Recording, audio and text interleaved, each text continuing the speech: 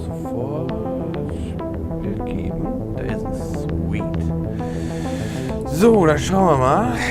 Viel kenne ich von dem Spiel noch nicht. Also kurz mal so durch Tutorial so ein wenig durch. Ja, gucken wir mal, was wir so machen können. Journey. Machen wir es Journey nehmen hier. Super easy wollen wir nicht, aber so das Spiel noch. 1971. We woke up in a different world, where the Cold War ended along with the Vietnam carnage. Ja, der ging noch ein bisschen weiter, der Kalte Krieg, aber ist All okay. because of the dome. The dome. A territory full of anomalous artifacts, phenomena, and organisms. We still don't know what it is. An alien city? Some kind of a testing ground or storage? Whatever it is, no living thing trapped under the dome can escape it. Yet even this did not stop the research. The major powers created the Cronus Mega Corporation to develop and explore the dome. Wahrscheinlich auch okay. Its secrets became a lucrative business. The Spire station was built on top of the dome to export the artifacts and import supplies and personnel. The city of Crystal Sands grew at the foot of the dome, eventually becoming a major transportation hub. All this required thousands of employees, and there was no shortage of candidates. Romantics, pragmatists, and adventurers of all trades swarmed recruiting centers around the globe, seeking jobs at Cronus. You were one of those people. Yay! In 1976, your application was approved, and you went under the dome towards the future. Whether a good one or a bad one, only time will tell. Jo. So, wie machen wir das denn? Da gibt es jetzt einen Haufen von Charakteren. Ich glaube, wir nehmen uns den erstbesten und gucken mal, wie weit wir mit dem kommen. Und wenn der Hops ist, nehmen wir den nächsten. Und wenn der Hops ist, nehmen wir den nächsten. Und wenn der Hops ist, nehmen wir den nächsten. So, bevor die Schallplatte komplett springt, lassen wir hier weitermachen. Ja. So, das heißt, die Ische hier wäre die erste Person. Ja, Blackwing. Du bist auch Blackwing, okay. Mit dem Charakter, mit dem ich das schon mal getestet hatte, das war's. Blätter mal weiter hier. Kommt noch eins weiter, du bist ein bisschen träge da. Hier, Frank Foley, mit der hatte ich schon mal kurz angetestet. So, dann fangen wir mit dir an. Du wärst quasi der letzte im Bunde. So, du bist 34, du bist weiblich, wenigstens weißt du noch, was du bist. Du bist Blackwing und du bist Trade Gun Fanatic. Doppel, ganz sofort, du bist verteilt, ja, okay. Da brauchen wir nichts editieren, dann haben wir hier jede Menge Werte und hast ja nicht gesehen. Das scheint relativ tiefgründig zu sein, das Spielchen hier, so ziemlich viel lesen und so. Gucken wir mal.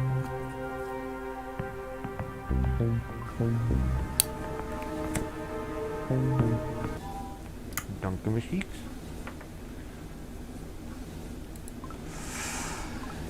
So, interaction with different characters is an important part of the game. To start a dialogue, click on the character, and if they are set to talk to you, a dialogue interface will show up.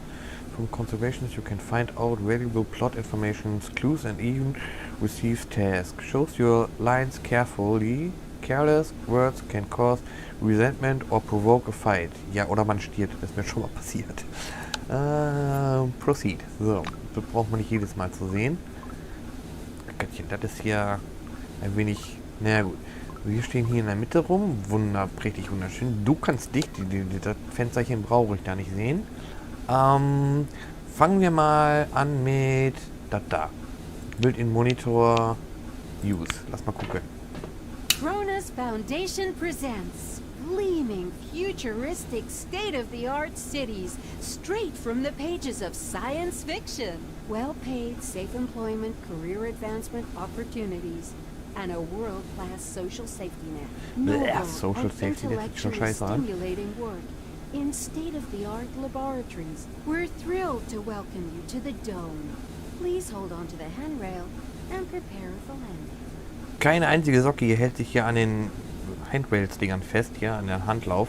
Aber okay, schön, dass es da das Werbevideo gibt. Dann fangen wir mal an, hier so die Reihe umzulabern. Fangen wir mit dir an. A young, dark-haired woman is staring through the illuminator, her gaze glued to the slowly approaching desert. She's whispering softly. We've crossed the border. No way back now. She Right. turns to you. The shiny badge on her white jumpsuit reads Tomoko Kimura, physiologist. As the woman takes in your black uniform, her smile fades. Okay. Wir haben erstmal hier aufgrund unserer Klamotten schon erstmal direkt diskriminiert. I like it. There are 6 people Not. in this capsule. 2 of them in black jumpsuits. Not a statistically significant sample, but the trend is evident. She says, No shit, with a Sherlock. squint. Kimura shakes her head disapprovingly and turns back to the illuminator. This place is a scientific treasure trove, and you're treading all over it in your jackboots. Gerade ist sie Blind doors angekommen. that are thousands of years old, acting like you own this world. What devilment. Ja, und du grabbelst da überall drin rum und guckst dir die Scheiße genau an. Das ist auch nicht viel besser. Was haben wir denn hier an Antwortmöglichkeiten?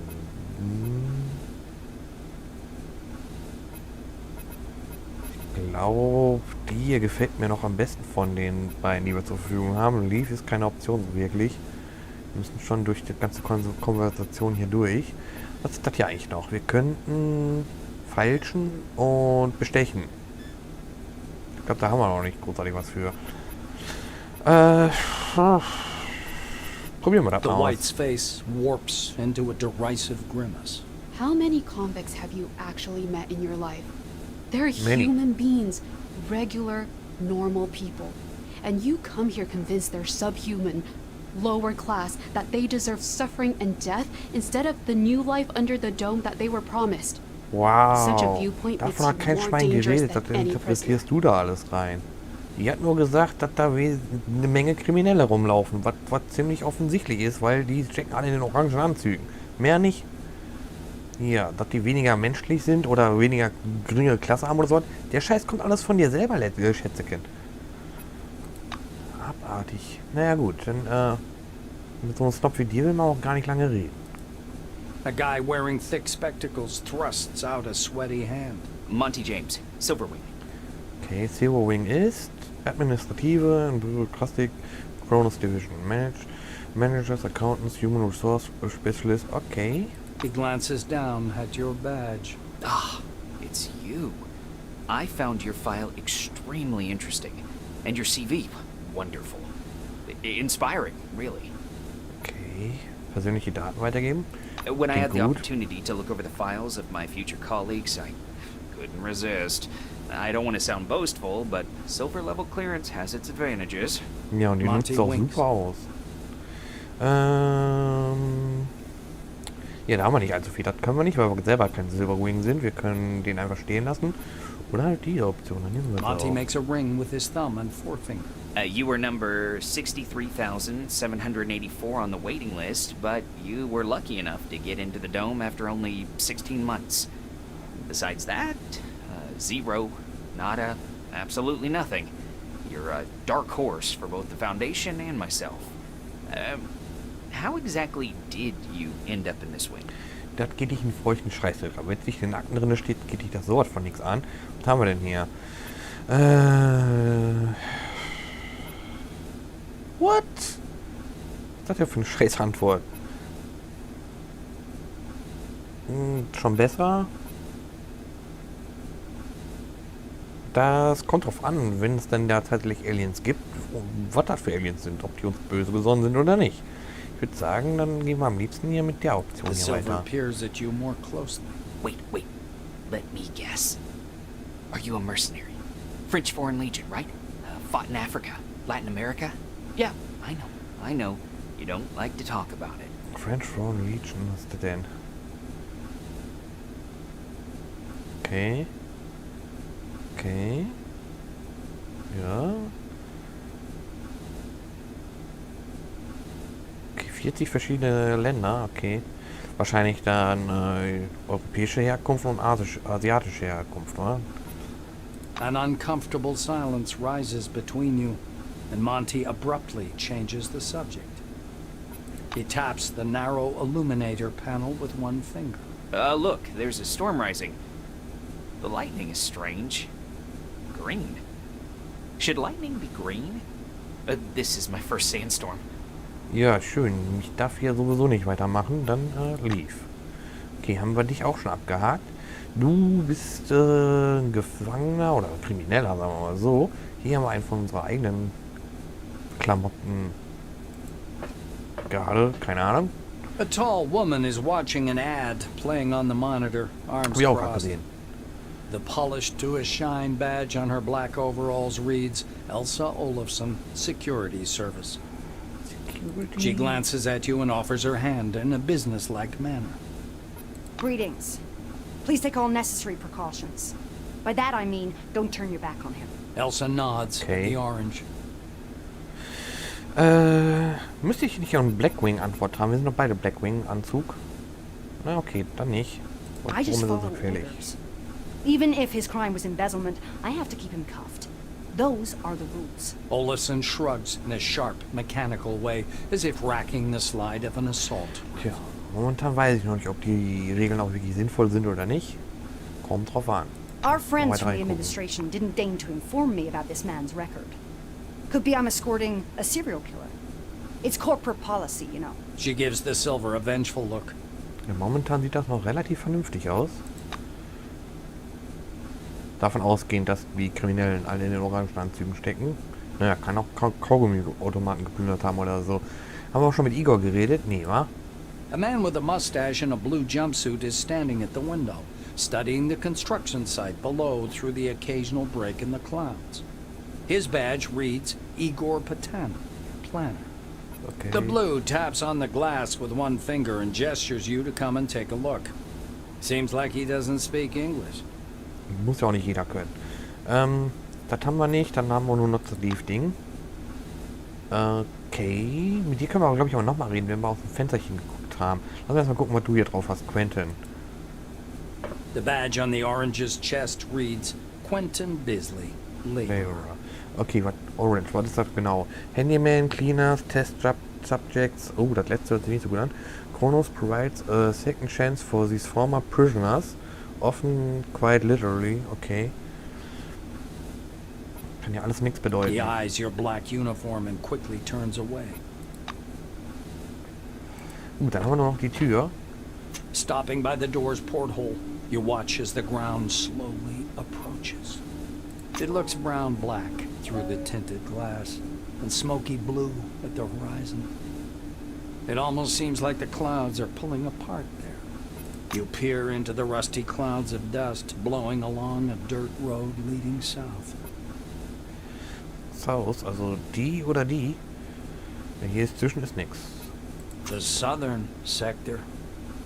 Every black winger has heard the whispers about Operation Simoon, a major offensive under preparation since the early days of development of the dome. Cronus is recruiting troops capable of capturing the southern territory, Okay. an area heavily guarded by the forefathers' defense systems. Maybe you yourself will end up in one of those troops. Schauen wir mal, wahrscheinlich kommen wir nicht so eichweit. Ich denke mal, wir werden wohl irgendwann hier im Dreck liegen. Mal gucken, was ist das denn hier? Forefathers. A community of ancient and incomprehensible creatures who built the dome and everything inside it. Nobody knows what they look like, where they came from or where they've gone. Okay? Just as you're about to move away from the window, you notice a whirlwind beginning to form above the ochre plain. The gathering storm drifts unhurriedly above the desert, a crown of green lightning flashing at its core. Clearly no ordinary weather phenomenon. It must be one of those anomalies. You freeze by the window, unable to avert your gaze. Was haben wir denn hier? Stand up on your tiptoes and try to make out the buildings down below. Stay that way until landing. Na, wahrscheinlich nicht. Stay where you are, trying to see if you can spot the mysterious forefather structures until landing. Naja, wegen dem Until Landing meine ich wahrscheinlich. Ich bin noch mal mit dem anderen Dude da reden. Stay at the windows and watch the whirlwind till the landing. Join the other group members. Das hört sich doch an. Das probieren wir dann aus. So, hast du jetzt mehr für uns? Ich glaube, da war noch mehr von The dir. Tannen smiles as if the two of you were old friends, and his mustache bristles comically. Okay. Und das war's. Ich dachte, da kommt ein bisschen mehr von dir. Na gut. Wenn wir ein bisschen mehr Influence-Punkte hätten, hätten wir da aber mehr machen können. Vielleicht mit einem anderen Charakter. Vielleicht kommen wir da noch zu. Details, wir You nehmen return jetzt... to the window. A whirlwind is spinning slowly in the distance, glaub, das dragging the ist noch reluctant Interessantes. clouds into its colossal funnel. Ja, The gucken wir mal. payload capsule shudders slightly. The outlines of the landing site, blurred by clouds of dust, appear behind the greenish glass of the porthole.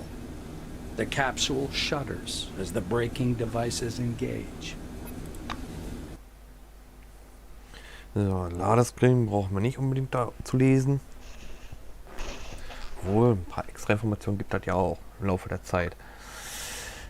Komm, mach die letzten paar Prozentpunkte da fertig. Dankeschön.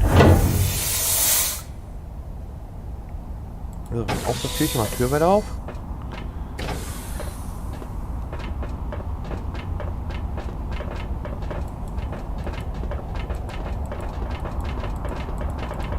Gucken, ob wir hier einigermaßen Schritt halten können.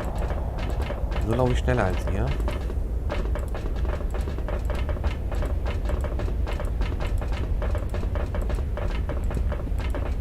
Come here. Come on now, or you'll miss everything. A cheerful man in a white lab coat grabs you by the sleeve. Nett.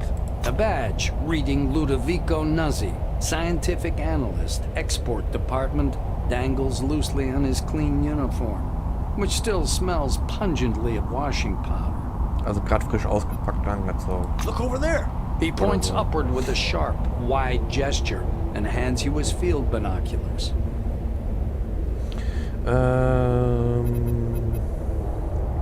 Das ist mir relativ egal. Das wäre zu früh. Nein, man hat refused to binoculars. Beim Binocular. The white gives you a look of pure disbelief. He must be surprised by the fact you don't want to take his binoculars and look at what he's pointing at. Ja, könnte ja jeder ankommen. Ich kenne den doch noch gar nicht. Stell dir jetzt mal gescheit vor. He shrugs and raises the binoculars to his eyes again. Why did you even come here if you're not interested in the miracles of the dome? If you change your mind, I'll gladly let you take a look for yourself, alright? Ja, wie du schon sagst, das, hier, Miracles of the Dome. Ich will die immer im Dom sehen und nicht außen drumherum. Das ist interessant. Denn, ja, dann hast du Nazi das looks from you mehr to für the uns. capsule and to the landing terminal entrance. He flings his arms up. Oh, mi scusi. Excuse me, I'm so sorry. You'd better get going or you'll be late for check-in. Your colleagues are already inside, and the storm is growing stronger. Ja, dann viel Spaß beim Gucken. Yeah, the storm is growing stronger. The white mutters in fascination, eyes glued to his binoculars, which is fixed on the spinning whirl of clouds. So, dann haben wir hier nicht wesentlich mehr zu tun. Wer labert denn da? Komme ich da hin, wo die labern? Ich glaube nicht, wa? Ich kann hier nicht an der Kante lang. Nee. Na dann. Krieg ich euch aber auch nicht gesehen. Kann ich nicht weiter rauszoomen? Da war doch was. Ü war das, glaube ich. Nee, das ist für rein. Plus was für weiter raus. Weiter raus geht nicht. Na gut. Oh, alles wibbelt hier und wabbelt. Auf die Türchen hier.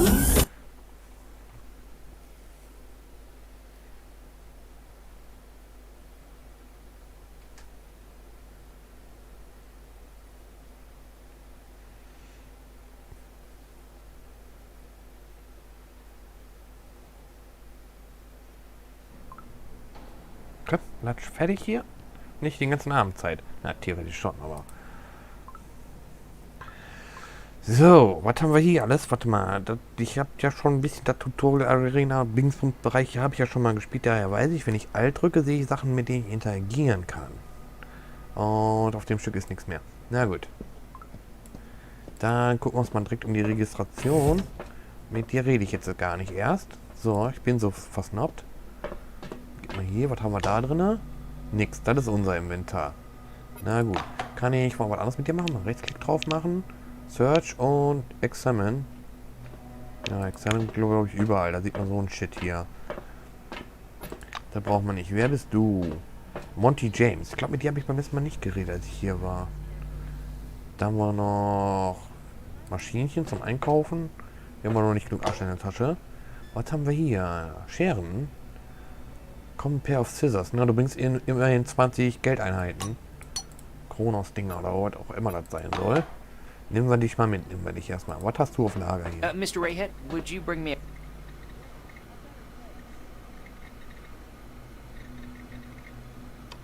Monty James, okay. Okay. Hi there. Da könnte ein bisschen mehr Dialog sein, akustischer Dialog. In der Kapsel hast du doch mehr gelabert hier. Also nicht alles vertont, schade. Say you're not ready to answer that yet. Not enough time has passed for you to form a clear impression. Say you expected something more. Say you find it fascinating, miraculous in every sense of the word. Das hier, das würde ich wahrscheinlich so antworten, wenn ich die Möglichkeit hätte. Unfortunately not very positive. They forgot to add my name to the new recruits manifest. Can you imagine? Ja, also ein bisschen Spion oder so, ne? Wir können versuchen, die zu registrieren. Ach, vielleicht gibt uns da was extra. Oder du wirst als Spion entlarvt und wir als Komplize und dann liegen wir da tot auf dem Boden. Naja, probieren wir es mal. Okay.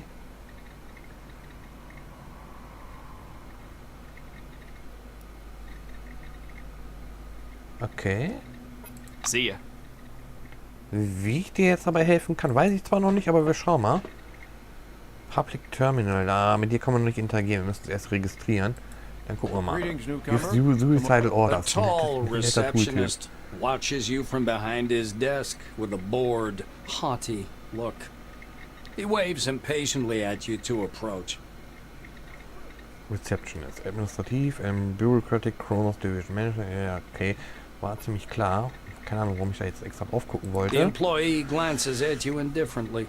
His upper lip is ever so slightly curled in contempt. Aber wenigstens den Part haben sie ganz schön gemacht, muss All ich mal new sagen. employees must register first thing.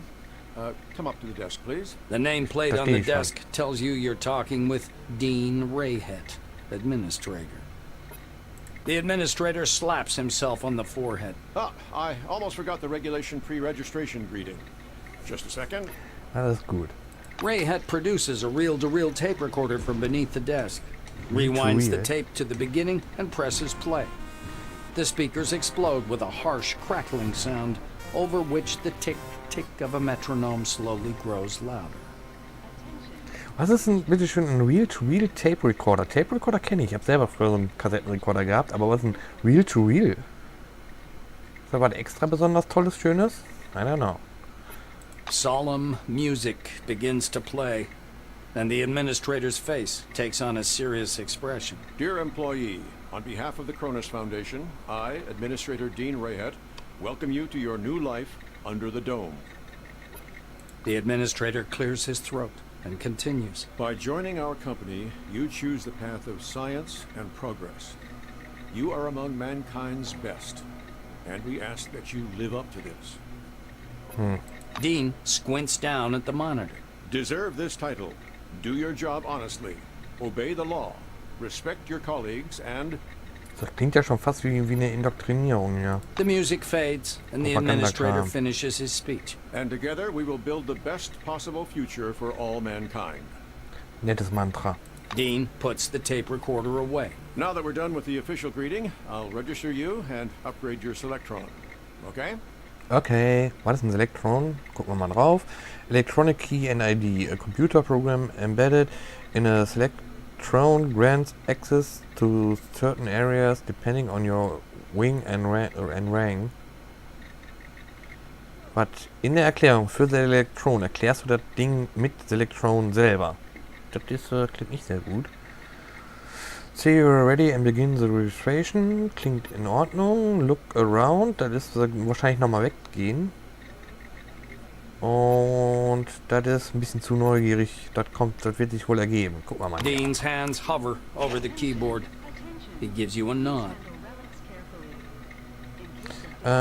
Dictate your information to him? Maybe. Pass him a note upon which you've written out your information in advance. Enter your data into the terminal on your own. Das wäre ziemlich dreist, aber datenschutztechnisch wäre das schon besser. Aber der weiß das wahrscheinlich sowieso. Nevermind, lass mich selber You machen. squeeze into the narrow window, lean over the reception desk, and key your data into the database. After entering Proceed, you return to your seat. Welchen Dean Seat? mutters discontentedly to himself as he moves back to his terminal.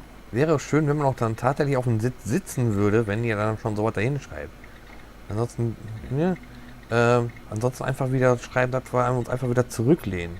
Rayhet scans the computer screen. So your position in the waiting list was 63,784. You've been assigned to Magellan Station. A special bus will bring you there. after a Magellan series of Station oder briefings. nicht? Magellan Please pass me Station. your Selectron so I can update the firmware.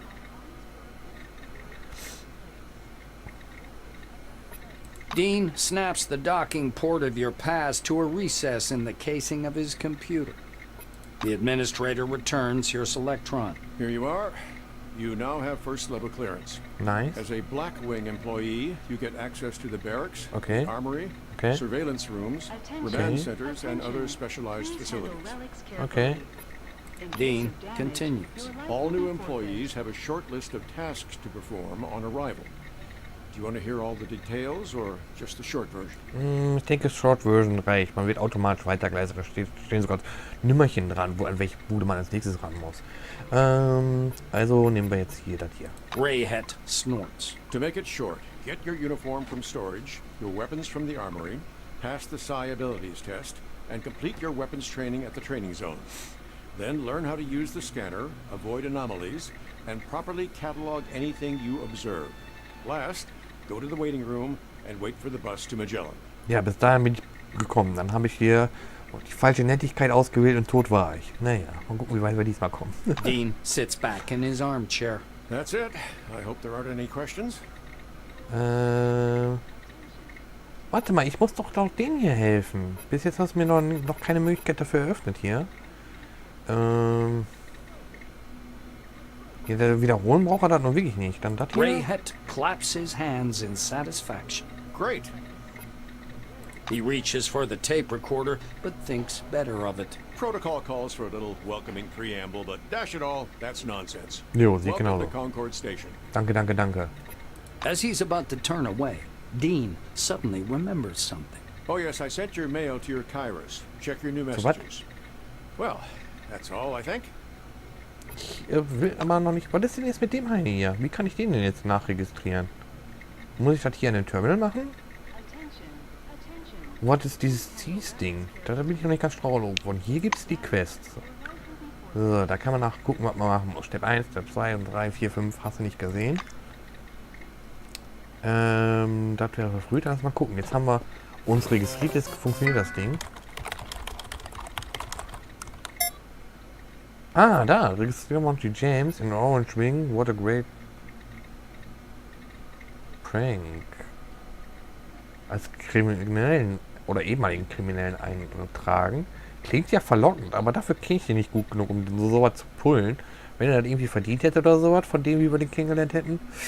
Maybe. Also da muss er schon ordentlich was Scheiße gebaut haben. So, bleiben wir da. Ja.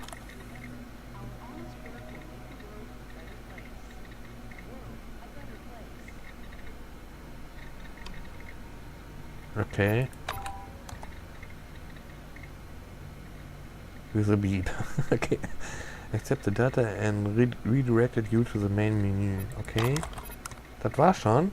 Main menu user page. Greetings employee. Please enter a comment to select an option. Download your personal mail to your Zeros. Was ist mein Zeros? Kann ich den irgendwie speziell aufrufen? Das ist Inventar. Das ist keine Ahnung. Das ist keine Ahnung. Das ist wahrscheinlich Map oder so. News. Read the latest Kronos News. Stat. Check your employee status. Logout ist Logout. Wow. News. Stat brauchen wir nicht. Silberwing dürfen wir nicht. Ja, dann Logout. Und wenn ich jetzt mit dir rede, gibst du uns dann irgendwas oder so? Du bist dritter Rang. Du bist auch dritter Rang, aber du bist... Gibst Suicidal Orders. Das ist das Beste überhaupt, was hier ist.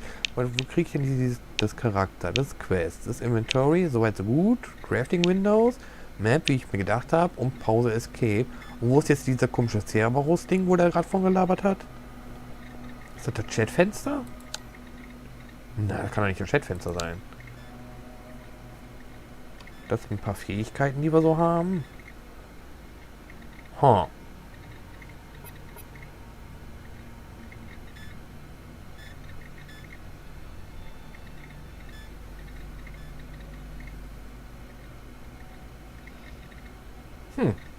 Whatever. Mr. Rayhead, would... Attention, attention. Please handle relics carefully. In case of damage, your life will be forfeit. Ja, dann machen wir mal hier weiter. Rest him on the cushion beside him and envelopes you in a big hug. Okay, das ist ein wenig schnell zu freundlich. He puts his glasses back on. Thank you for such an impressive example of cooperation with a stranger. Perhaps the dome really is a special place. Ja, nach deiner Reaktion, ich glaube zukünftig mache ich so einen Scheiß nicht mehr. Einfach hier aufspringen, Leute, willst ganze Leutchen umarmen. Hast du nicht mal alle. Ein nettes Dankeschön wäre okay gewesen, aber auch nicht. Das ist ein bisschen over the top. Wahrscheinlich hast du mir hier Portemonnaie oder so doch aus der Tasche gezogen oder so, wa? So, da gibt es wieder Werbung, das wollen wir nicht. Ja, wir brauchen jetzt nicht mit jedem Dulli hier labern, aber hier sieht man schon, hier vor der Registration, nach der Registration hier, eine fette 1 auf dem Boden. Hier geht's also weiter. Behind the storage counter, you see a small, neat guy. His gingery hair shines with something like brilliantine. His badge says, Sidney Maynard, storekeeper. Dann ist er wahrscheinlich ein Arzt. Oh, what a lovely angel. Came down from the heavens. Oh God. Good morning, my lady. Is it something urgent? By the way, my name's Sidney. My friends call me Sid, though I prefer a different name. Want me to whisper it to you? He smiles languidly, leaning on his elbows against the counter. The effect is more laugh-inducing than playful. Okay, was ist das denn hier? Spire. The transit built around the aperture at the top of the dome. Relics are moved up to it and capsules with new employees, food and equipment descends from it. Okay, from the heavens. Das ist also from the heavens. Ah, das ist quasi so ein Wortspiel, okay. Never taking his gaze off you, he reaches under the counter, loses his balance, and clips his chin on the desktop as he falls down. Super, ein Tollpatsch. A full minute later, he reappears, grimly rubbing his jaw with a thick logbook. He thumbs through it for a long period, squinting nearsightedly. Eventually, he gives up the struggle and reluctantly puts on his glasses. Wow. The silver finally stops and pins down a particular page with his finger. This is your first uniform requisition, right? Wenn es da steht. You can also purchase any equipment you need for the desert directly from me. Dann gibt man ja den Maynard Kram smiles hier at so, you ne? over his glasses, practically stripping you naked with his gaze. Wow. Your voice is enchanting, my lady. I could listen to it forever. Right now, you need to listen to me. I am going to give you some instructions. These are the rules. Ja, macht einen guten Job, den ja totalen Simp hier darzustellen. Warum auch nicht?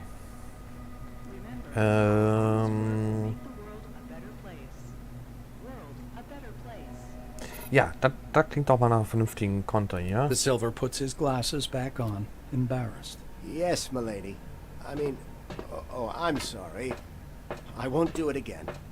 Ja, hätte auch einfach fragen können, ob er nach dem ganzen Shit hier mal einen Kaffee trinken geht oder sowas. Das wäre ja gut gewesen, aber dieses ganze Theater da... He Jesus. awkwardly raps the counter with his fingers, as if not knowing what to do with his hands. All of his confidence seems to be gone. Let's return to the briefing. Handle relics carefully. Do you want to hear it, or shall we proceed directly to uniform distribution? Ja, das wäre ein bisschen zu kalt, jetzt einfach nur auf die Uniform zu bestehen. Dann hau mal raus, was hast du dann in deinem Standardprogramm denn da Sidney drin? fiddles with his hairstyle. So, I'm not going to sugarcoat it. Life under the dome can be dangerous. You may get shot, spill acid on yourself, get electrocuted, or suffer the effects of a dangerous anomaly. You may also freeze to death or get fried. Mann, das hört sich nach einer Menge Spaß an. That's why it's important to wear protective equipment when traveling outdoors. Of course, in hazardous situations, the equipment will get damaged, and the more it's damaged, the more often one has to repair it. The Silver steps back from his counter to indicate the repair kit boxes piled in the back of the warehouse. Der hat sich null bewegt, das ist Bullshit. Der hätte sich jetzt bewegen können. Die laufen doch alle hier im Hintergrund rum. He points back at the shelves behind him. We've got repair kits for this gear. There are Blue Wing specialists ready to help you at any large base, of course, but they're not always available. So, you'd better learn how to use repair kits and workbenches on your own. It's a useful skill. Ja, warum ich hier immer so rummeckere, dass die dann tatsächlich nicht das machen, was da steht, ist, weil später, ein paar Meter weiter, machen sie genau das, was dann da steht. Da ist noch jemand, der so ein paar Sachen fliegen lässt oder sowas, und genau da sieht man dann levitiert dann auch tatsächlich alles. Also bitte dann, wenn, konsequent sein im Spiel. Entweder man zeigt alles, so wie der Text das zeigt, oder das ist alles, dass man sich das nur vorstellen soll. Sydney rests the logbook on the desk. That's all the instructions. Now, I'm going to issue your uniform. Ja, Zeit wird's. The Silver disappears into the back for a while and returns with a small package. Unfolding the package, Maynard shows you a brand spanking new uniform. Yay, shiny, shiny. Standard issue Blackwing equipment, trousers, boots, jacket. Everything is stain resistant and armored. Bear in mind, this gear is made from all natural materials. Oh, Cronus takes care of its employees. He says with a bit of swagger. He raises a finger. One more important thing. In accordance with Order 16-225, helmets and gloves are not issued, but they're available for purchase from me. Please bear in mind that a full set includes headgear or a mask, jacket, trousers, gloves, and boots. Ja, deshalb ist das ein Multimilliardenkonzern. Und geben ihren Angestellten ein wenig Geld und mit dem Geld müssen sie dann alles kaufen, was sie so brauchen, um ihren Job machen zu können. Sneaky, sneaky. Also wirst du eigentlich wesentlich geringer bezahlt, als eigentlich da ausgezahlt Sydney wird. hands you the package. Here's your uniform. Enjoy. Wir haben noch nicht genug Asche in der Tasche, um da mehr einzukaufen. Aber wir können mal einen Blick in den Shop reinwerfen. Sydney waggles his eyebrows. Anything up to a star in the sky, my dear. Und wir sind wieder zurück Here, beim take a Flirten. look. Sydney scribbles something in his logbook. Please come back anytime if you need something. Die Schaufel hätte ich ja noch gerne. Das würde uns ordentlich weiterhelfen. Wir haben nur 40 Asche in der Tasche. Du kostet 50. Und verkaufen können wir nur das Ding hier, was uns eine Asche in die Tasche gibt. Und 20 hier. Das geht so gerade. Da reingezogen. Das müssen wir sofort anziehen. Handschuhe und Helm wären auch toll, aber die Schaufel brauchen wir früher. Der ist nämlich gleich so ein kleiner Testbereich, wo wir ein paar Fähigkeiten testen müssen. Und dann, ohne die Schaufel können wir einen Teil da nicht machen. So, ausgleichen und Accept. Wieso? 40? 50, 60. Wir kriegen nicht den vollen Preis, was der Scheiß wert ist. Das aber. Ja, dann nicht. Transfer all. So, und das wieder weg. So, und dann kriegen wir 5. Wir kriegen nur 5. Du bist 20 wert und ich krieg nur 5. What the f... Na gut. Voll am Tisch gezogen hier. Hast du hier noch irgendwas in dem Bereich? Door Control Panel, das ist auf der anderen Seite. Toolbox wird. Vielleicht... Lass uns mal von der Standardroute abweichen. Kommen wir da durch oder meckert das Ding dann? Du bist verschlossen. Ja komm, lass mal mit Anna labern hier. Well, hello there. Hello. You see a slim, chic, bony silver woman with a red warning lamp in her hands. On the label of her perfectly ironed suit is a badge that says Anna Leroy Administrator. Okay. The girl waves her lamp in the air, trying to attract some attention. Okay. Du hast doch gerade auch noch das Hello hier gesagt. Kannst du den Rest nicht auch noch? Warte mal. Du bist Level 5, okay. Experience Level 5000, okay. Okay. Valued employees, according to the administrative order of September, yeah, never mind. The waiting area may be accessed through the regular staff corridor. Please be advised that this rule does not apply to newly arrived employees. Okay. She pauses and begins to cough. Shit, I should cut down on the smokes. Good day, new employee. Das ist eine gute Idee. Rauchen ist sowieso schädlich. In dem Sinne, erstmal ein Kippchen anmachen, wa? So kaputt oder so kaputt, scheißegal. Scheiß Raucher, ey.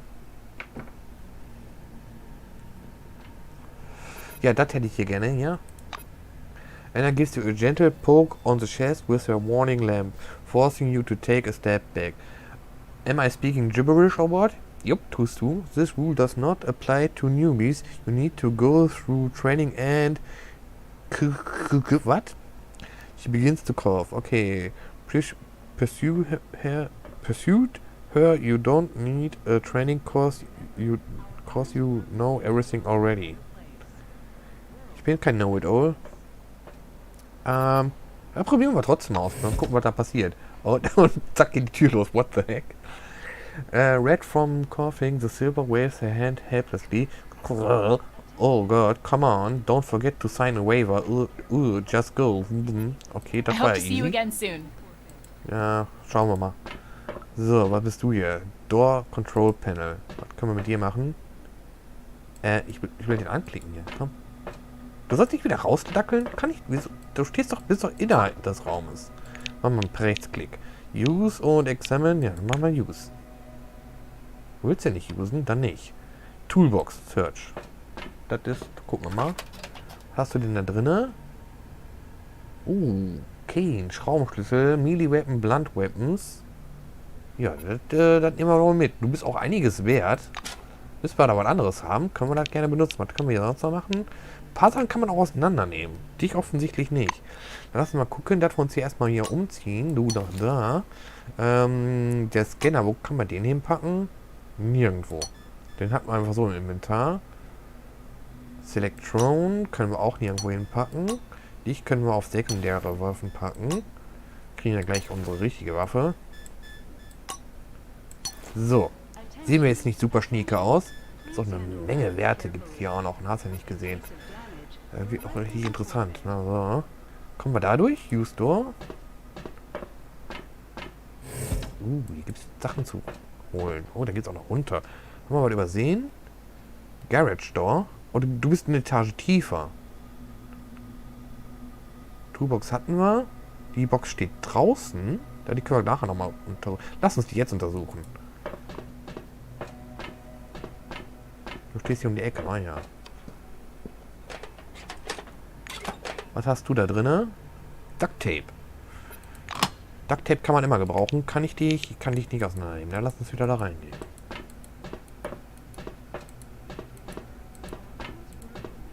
So, was hast du hier alles für uns? Stack of Equipment. Nice, hier gibt es richtig was zu entdecken, gibt es hier ja. Nothing found. Okay, kann ich da was anderes noch mitmachen? Nee. Ich konnte doch ein paar Sachen auseinandernehmen. Bin ich mir ziemlich sicher.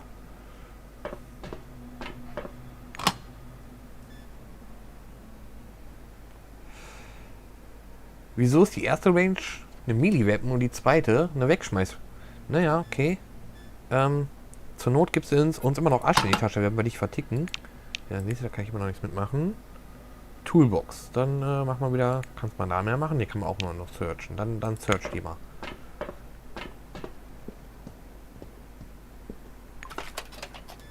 Oh, eine Schaufel für umsonst. Nice. Gut.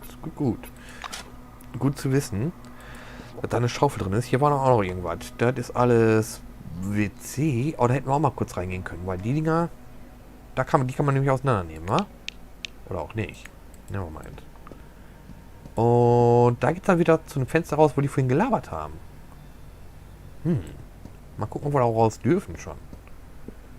Komm, weiterlaufen.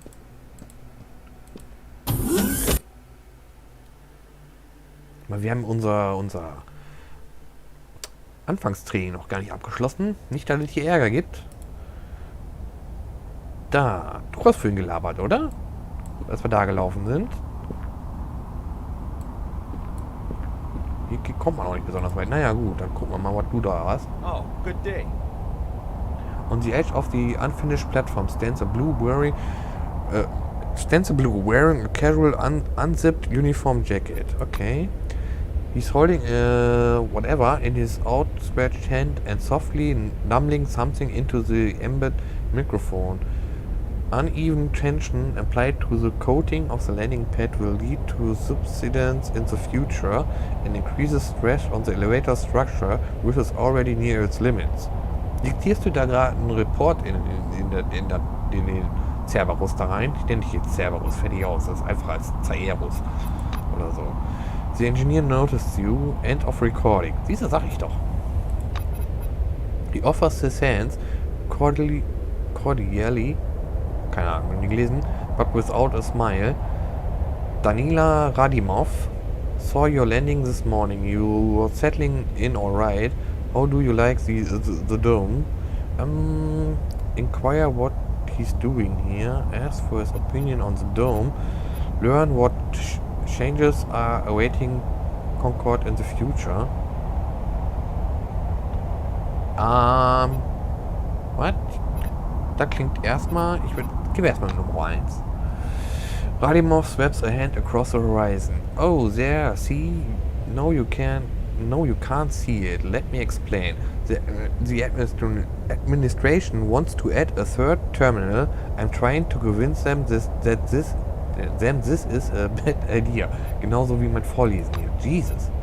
He puts the Cerberus in his pocket. I finish up my calculations in a couple of days and bring the papers to their desk. Give them something to think about. Okay, also wir dürfen den Bericht für dich nicht weitertragen. Schade, ich dachte, er würde was geben.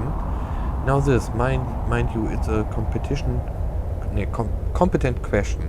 Just for my specialty. For starters, evaluate the scale of operations. Here, look. From that hill to that roadway over there. Then the engineer cycles the space with a gesture and looks at you. Satisfied. Okay. Damn it. After savoring the effects, he continues. Everything will be rebuilt. There will be warehouses, laboratories. The first level of Concord will finally be unoccupied. It's going to be the largest storage terminal under the dome. Aber du steckst doch zwischen zwei anderen Terminals. Kann doch gar nicht wesentlich größer werden. Okay. Ja, das Gespräch führt jetzt nichts. Ich gehe. Du stinkst. Ich hau ab. Hasta la vista, baby. Weg sind wir wieder.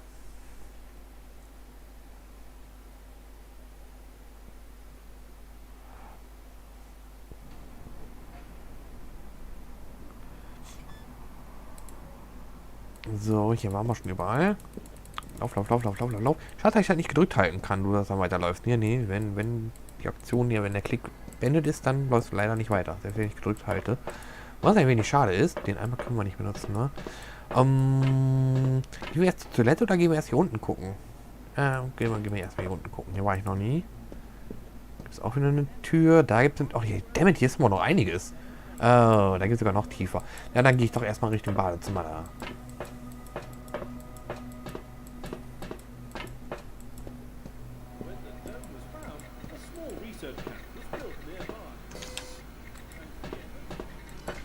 Nope, nicht da dran. Da gehen wir rein. Wunderbar. So, hier haben wir eine lass erstmal das Ding hier untersuchen. Ja, und danach die kaputte Toilette. Dann die ganzen Toiletten. Was ist das noch gewesen? Was hast du hier drin? Disinfection. Das könnte Antibacterial Substance based on bla bla bla. Das kann also hier bakteriale Infekte, kann das hier heilen. Genauso wie die Blank Soap. Also nehmen wir mal mit. Das kann mal ganz nützlich sein. Da können wir nichts machen. Da haben wir noch einen Spiegel. So. Was haben wir hier? Self-Confidence. Okay, wir haben uns selbst geboostet. Nice.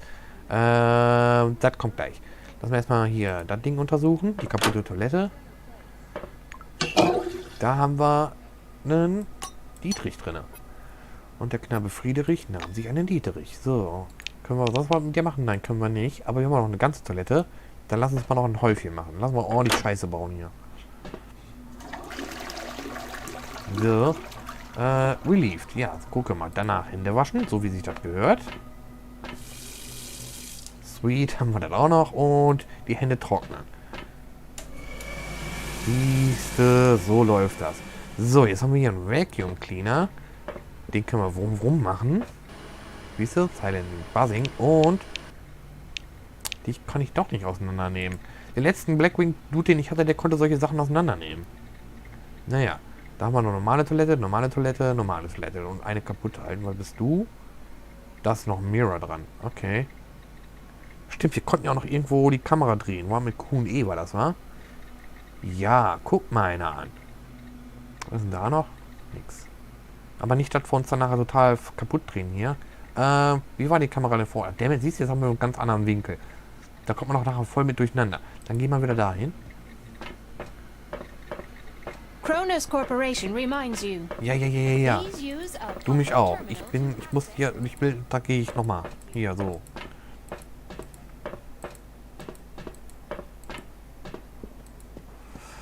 So, hast du hier unten noch was für uns? Door, Metalbox, so weit, so gut. Und das auch nochmal eine Door. Dann erst hier und dann zur Metalbox.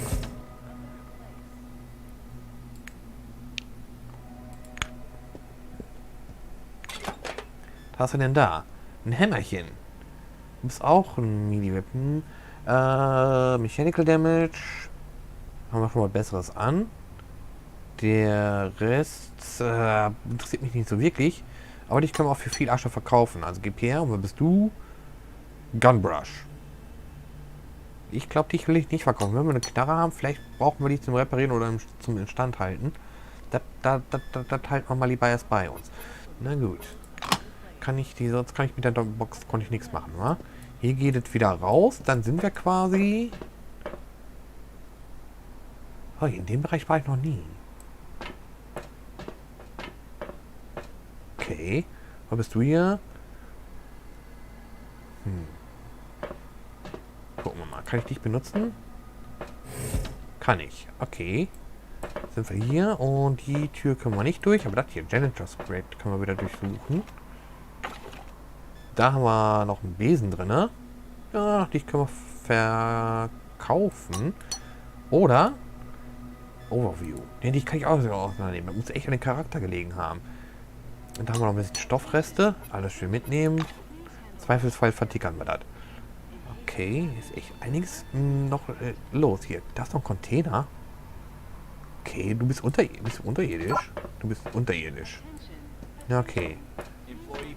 Wäre schön, wenn die mir die Klamotten anzeigen, die hier oberirdisch, alle, die in dem Raum sind. Nicht alles Mögliche hier noch. Trashbin. Und jede Menge Dullis hier. Ich will es aber nicht mit jedem rumlabern. Lass mal da Trashbin durchsuchen. Asche. Asche für in die Tasche. Nice. Da war da noch eine, ne? Da, hier. Du hast nichts dran. Okay. Dann nicht. Das ist alles unten oder so. Oh Gott, das hat hier weitläufig. Nee, scheiß drauf. Ich gehe das Areal hier doch nicht weiter durchsuchen. Ich lass es. Was habe ich? Moment. Was ist mit dem Koffer hier? Was ist denn das? Ein Relikt? Nice. A metal balls running by petals of the same material. Much heavier than its active counterparts. Also du bist ein inaktives. Und... Okay. Wir kommen hier langsam so vom Verbrechen auf das Spur. Irgendjemand hat seine Beute hier fallen lassen. Mal schön mitnehmen. Nicht, dass wir gleich Ärger kriegen, ja? Aber wir haben hier noch einen Relikt-Slot. Kann ich dich jetzt reinziehen? Ja. Okay. Jetzt sind wir besser. Besser als vorher. Keine Ahnung. Werden wir wohl feststellen im Laufe der Zeit. Aber wie gesagt, wenn ich dafür Ärger bekomme, wa? Die Tür kann ich nicht benutzen, wa? Don't touch that door. Kann sie auch anstellen. Ich wollte nur mal ein bisschen gucken.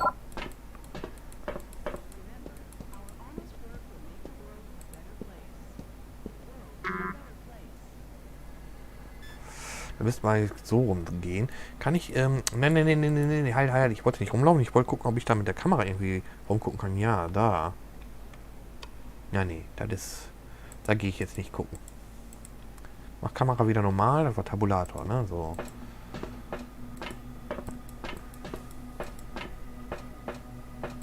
So, hier sind wir auf unserem eigentlichen Route. Container so searchen. Ja, da steht direkt ein Container daneben.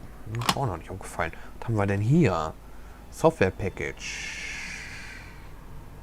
Ich glaube, das ist zum Verkaufen. Nicht dafür, nicht dafür, da noch irgendwas machen können. Ich weiß es nicht. Electronic Equipment, gib mir alles her. Dann gucken wir mal, ob wir nicht noch ein bisschen was verkaufen können. Maynard puts his glasses on again. You ag- Sydney waggles his... Sydney scribbles something So. in his logbook. Please come back Das will ich anytime nicht if you unbedingt need haben. something. Das brauche ich nicht unbedingt. Schaufel behalten wir. Das verkaufen wir. Das verkaufen wir. Dietrichbaum behalten. Ich glaube, damit kann ich nichts anfangen. Damit nicht unbedingt was. Die Nägelchen. Ne, wir brauchen Schrauben für, um die später zu zerstören. Ja, alle bitte. So. Electrical Equipment kannst du auch haben. Das ist nicht zu verkaufen. Duct Tape behalte ich, das ist zu wichtig. Wir müssen hier noch rummacgeivern. Alright. Dann hätte ich von dir gerne irgendwie... Ja, das gibt 109 Asche in der Tasche. Plus die 46, die wir schon haben. Ein paar Handschuhe wären ganz nice. Du gibst Contraption plus 10 dazu. Du gibst Initiative plus 1 dazu. Das ist aber auch relativ... Wie gesagt, beide gleich teuer. Was haben wir hier? Work Loss, Tech plus 5. Das klingt noch interessant. Nightwatch Cap. Das wäre richtig interessant. Das würde, glaube ich, zu uns passen, die Mütze. Science, Biomechanical Resistance. Soldier's Glove. Noch besser. Light Weapons. Ich glaube, wir kriegen einen Heavy Weapon. Zumindest war das bei dem anderen Black Shirt. Warte. Ich verkaufe dir den Scheiß hier schon mal alles. Warte, dann canceln wir mal. Dann lass uns erstmal warten, bis wir tatsächlich die Knarre in der Hand halten. Damit wir genau gucken können, ob die Handschuhe da passen oder nicht. Sonst hätte ich das Soldier Glove gerne genommen. Ihr labert da unten rum. Wir müssen jetzt nach dahin, dann nach dahin. Darum kann ich nicht laufen. Warte, hier auf. Wait, but it's still class 1. Gibt es hier denn noch irgendwas? Nope. Das ist da in dem Raum. Die Tür ist gepanzert. Da, Trashbin. Trashbin können wir durchsuchen. Hast du hier Empty Beer Bottle? Nimm mit. Nimm mit. Solange wir tragen können, nimm mit. Hier mit dir reden wir sofort. Du bringst uns beide von ein paar Sachen aufbrechen dürfen. Dann lass uns mal das durchsearchen hier. Noch ein Besen. Take it all. Sonst kann ich mit dir nichts machen. So, lass mich erstmal hier Waffe jetzt abholen. Bei der netten Dame hier. The smell of good tobacco wafts off this tall, portly woman from a meter away. A black lacquered pipe, an open logbook full of signatures, and a metal flip calendar sit on the counter in front of her. A small nameplate reads, Margarita Tukachenko. The woman fixes her coppery hair with one hand and casually lights her pipe. To what do I owe the pleasure? Her voice is deep and gravelly. Ja, wir wollen die Waffe haben. Margarita thumbs back a couple of pages in her logbook. I see. This was your first receipt. Das sieht so aus. She glances at her Kairos, looks at you, snorts, and retreats to the Kairos shelves. heißt, nicht Cerberus, okay. Ja, Tukachenko returns in a few minutes holding a large gun. You like big toys? Ja, natürlich, wer nicht. She presents the weapon in her outstretched hands. Take this and sign here. There are more fun things in store, but they're not for everyone. You see? Also die Hauptstory-Charaktere, mit denen man labern muss, das ist schön gemacht, dass der Sprecher das hier vorliest, dann die ihre eigene Stimme haben oder sowas. Das müsste nur ein wenig konsequenter sein, meiner Meinung nach. After racking the slide, Tukachenko points the gun at the ceiling. High firing rate and good accuracy, even in burst fire mode. Enjoy. Just don't point it at me. The black hands you the weapon. So, spielen wir nach den Regeln oder nicht? Mal gucken. Accept the firearm carefully with the barrel aimed downward like you were trained. Das ist wahrscheinlich die sinnvollste Antwort. Take the weapons in one hand, pointed it at sowieso and declare this is my turf now.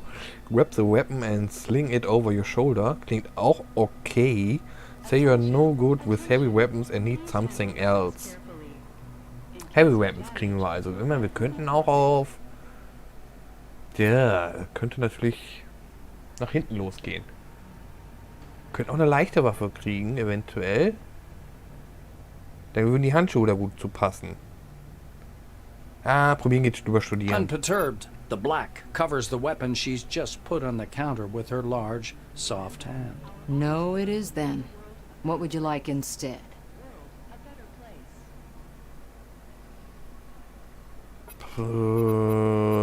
Nee. Melee Weapons? Nee. Energy Weapons? Light Weapons. Ja, genau. Light Weapons. Da passen die Handschuhe zu. The woman pauses. A light weapon then? Okay, you'll get your light weapon. Voll hochnäsig, voll runter von... Das ist ja... Hier hast du denn eine leichte Waffe. Margarita disappears into the back of the armory. Sag uns doch direkt ins Gesicht, dass du uns für einen Trottel hältst. A couple of minutes later, Tekachenko returns holding a small pistol. Eine reguläre Pistole jetzt auch getan. Die muss nicht unbedingt small sein. Ich wollte nur eine leichte Waffe haben. Das heißt doch nicht, dass ich eine Mini-Waffe haben will. She puts the gun on the counter and strokes the Bakelite grip with a strange affection. Pistols are good. Not for everyone. One needs a special skill set. Mann, das ist ein weiblicher Charakter. Das ist... Mit Special Skillset kommst du sowieso nicht weit. Jeder Mann, der in demselben Bereich die Skills vergeben hat, outperformt die um Längen. The black draws the slide with a snap, pops out the magazine with an almost imperceptible movement, and slams it back in place. It's reliable. Has a nice heft too, so even if it jams, you can always smack him on the head with it. Tekachenko slides the pistol across the counter. Und dann haben wir wieder denselben Scheiß. Ja, okay. Dann lass uns den Schulterwurf hier machen. Margarita shakes her head disapprovingly. You should take care of your weapon. Because when the shooting starts, it'll take care of you. Ja. Nur weil ich dir über die Schulter gehangen habe, dann... Ach, never mind. Ach, den Rest finde ich schon heraus. The armorer shrugs, puffing indifferently on her pipe. It's the least I could do. We have a requisition list from the Silvers. For free, you receive only rubbish. If you want the real deal, check out the weaponry shop. Or me. Okay. Wait a minute. Sign your name here in the meantime. Margarita reaches under her counter and produces a set of ammunition. A new set of ammo is issued for every task, but there's so much bureaucracy you'll go daft. Expenditure report. Form number 16. Disposal form. The Silver's running true to form. So if you need more ammo, I recommend you either search or barter for it. Or learn how to craft it on your own. These are useful skills. Trust me. Ich werde dir mal glauben. Leaning over the counter, the black points somewhere off to one side. Now it's time for your training.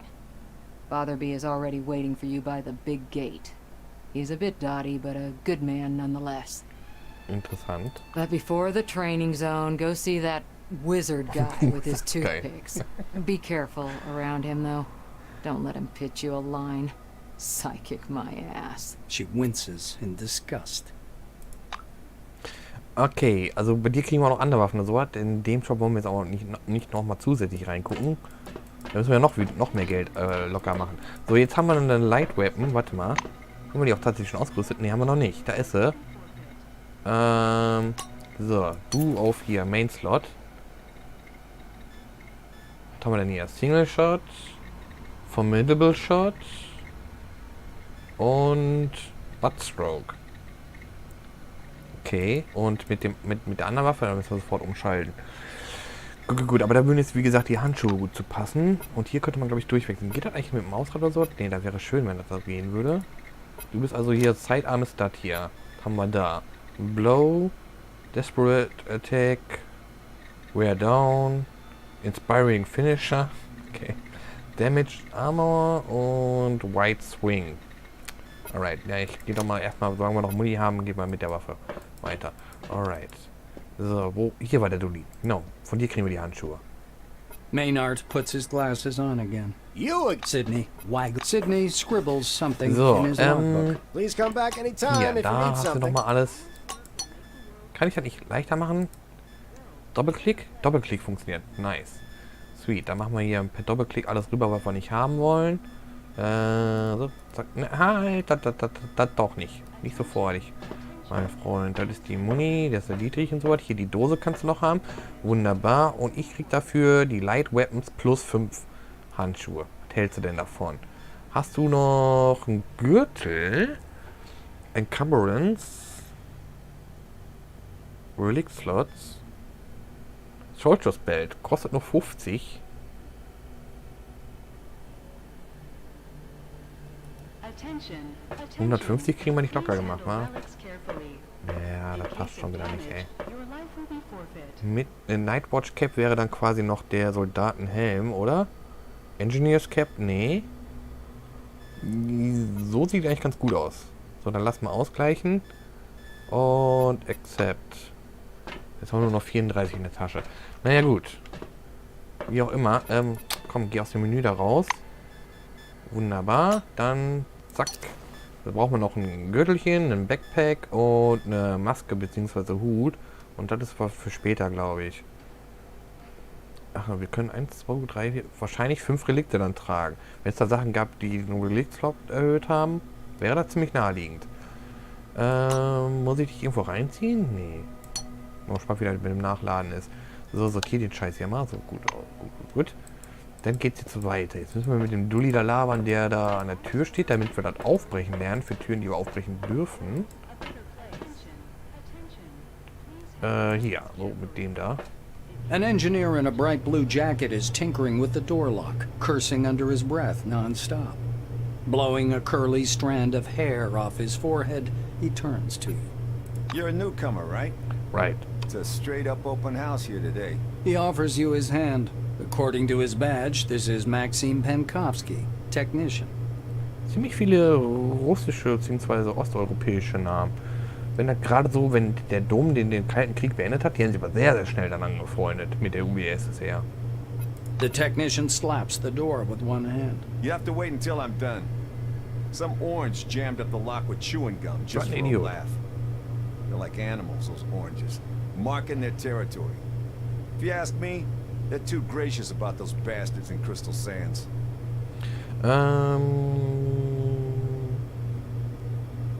Dann lass mal gucken, ob wir der ja. Penkovsky grunts angrily. I wish I could.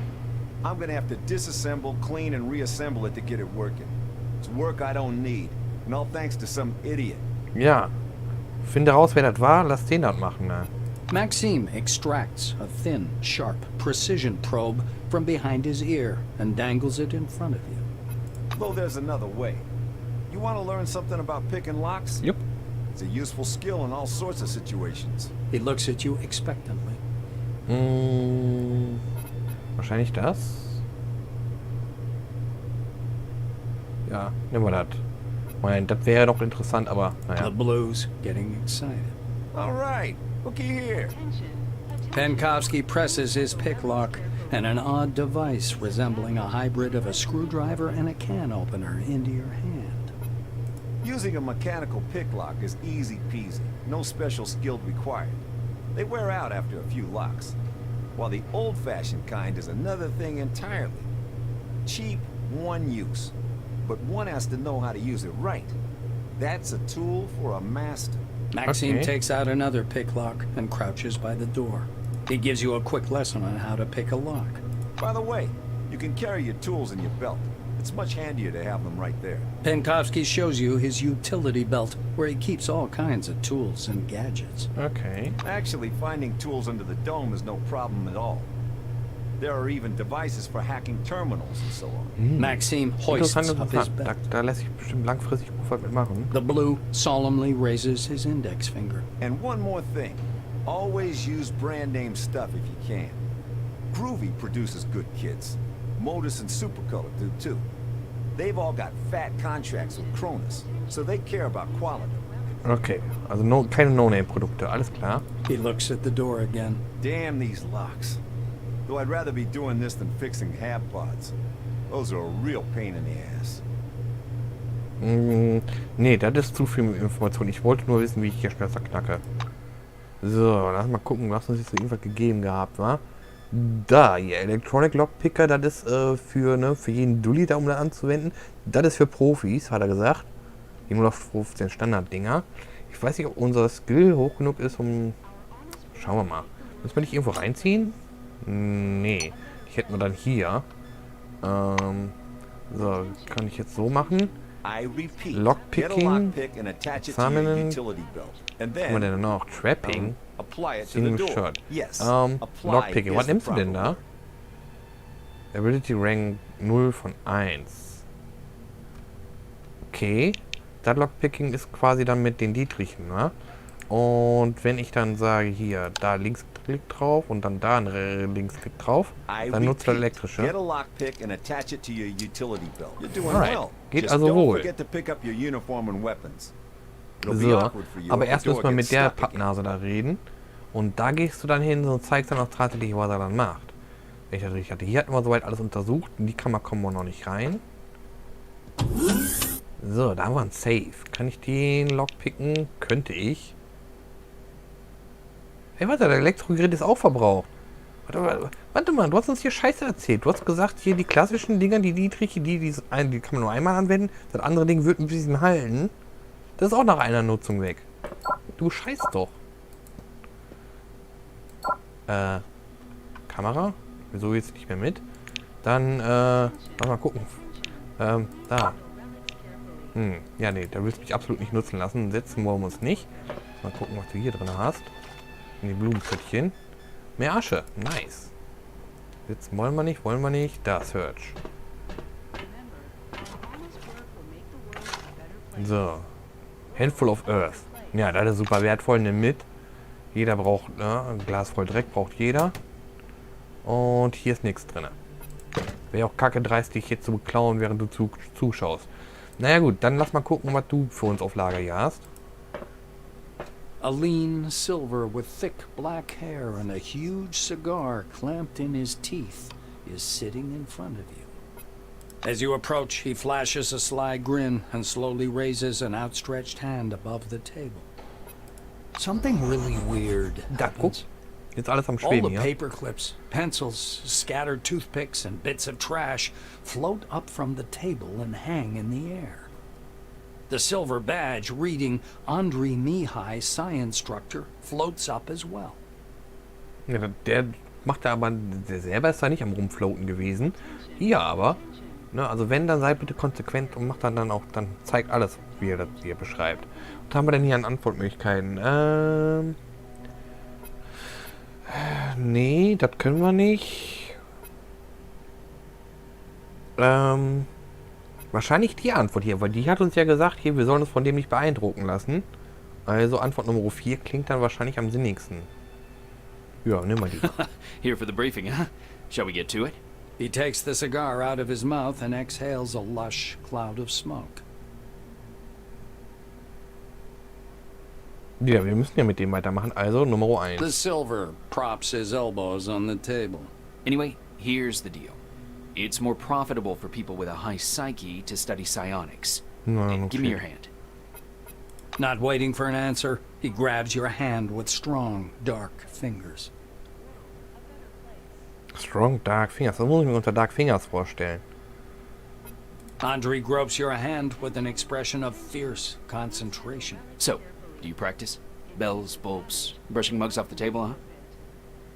The silver takes a thin glove covered in talc from his desk and passes it to you. Look, a glove, right? But it isn't just a glove. This is an ooh mama, hold me tight glove. Oh, shit. It takes energy from your noggin, your psyche, and pew, concentrates it. Sag mal, bist du sicher, dass du hier richtig bist? Musstest du nicht eigentlich in der Klapse stecken? Damn He it, counts freak. off on his fingers. Learn psionics. Put on the glove. Transform energy into the necessary shape. That's the whole briefing. Simple? Simple. Now to your questions, huh? Trick wollen wir nicht sehen. Das brauchen wir auch nicht. Ne, dann gehen wir einfach so. Einfach mal die kalte Schulter. Du bist uninteressant, Dude. Ich glaube, du hast uns Handschuh gegeben, ne? Hier, das hier. Spectral Psionic Psychokinetic Psygloss. Psionic Psygloss, also quasi wieder eine Waffe. Keine Ahnung, ob wir die unbedingt brauchen. Ich denke mal, ich werde dich mal irgendwann bei Gelegenheit dann vertickern.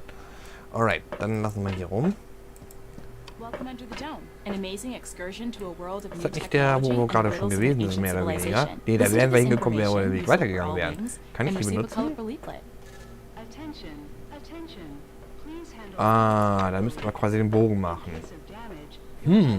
Interessant. Mit dir können wir auch wieder so eine Art Nebenquest machen, aber ich habe so langsam so erstmal genug von euch, Dullis hier. Ich werde vorankommen. Du bist quasi mehr oder weniger der letzte Heini, von dem wir haben müssen, bevor wir dann lernen, wie wir uns im Dom da unten bewegen. Wir müssen erstmal hier mit dem hier reden. So, gibt es hier sonst noch irgendwas Interessantes? Vacuum Clean, ja klar, da war Vacuum Clean, da können wir wieder dran. Use... Ja. Nee, Silent Buzzing. Dann war das hierher. Du hast noch ein bisschen Zeugs. Der andere Black Shirt war wesentlich interessanter. Der konnte das nämlich schön auseinandernehmen. Das ist, gab mehr Zeugs. Hast du hier drinne noch mehr Erde? Naja, super. Bald können wir unseren eigenen Strand bauen oder so. A middle-aged black is sitting behind the counter with his hands in his lap. The buttons and zippers on his uniform are polished to a shine, and even his badge, Winston Botherby, instructor, has been buffed so much it hurts to look at it. Botherby frowns as you approach. Your first act is being late for the briefing. You going to be late for your funeral as well? Netter Kerl. Das klingt okay. Das klingt nicht so okay. Das klingt viel zu... Ich würde gar nichts davon nehmen, ehrlich gesagt. Ja, dann würde ich. Looks you over. Yes, I see the weapon receipt checkmark. Looks like you are fully prepared to disappoint me. Ach, halt's You Maul. are prepared, right, employee? Say you are prepared, tell him you are against violence. What ein Scheiß. Wer nimmt denn die Antwort, bitteschön? Mein... Das ist ziemlich speziell. Gewalt ist generell nicht okay, es sei denn, man muss sich verteidigen. Aber dann auch, bitteschön, dann aber auch volle Kalotte hier. Ja, dann nehmen wir das. Botherby leans over the counter and directs you to the doors. Behind this door is a combat simulation computer. Launch it and begin your course. Okay. He raises his index finger. The conditions in the training zone closely simulate those one would experience in the field. Your goal is to avoid getting lost and dying of dehydration. And try to aim the barrel away from yourself when shooting. Ja, da kriegen auch Fünfjährige sogar schon hin, also von dem her. Pulling a notepad from his pocket, the instructor jots down your name. Your goal is to hit 3 targets. I'm going to monitor you and advise as necessary. And try not to burst into tears. That's Sieht nicht so all. aus, als wenn du da besonders Ahnung davon hättest, aber okay. Leave, salute him and leave. Shout, sir, yes, sir, and leave. Ja, ich gehe einfach, das ist mir zu blöde.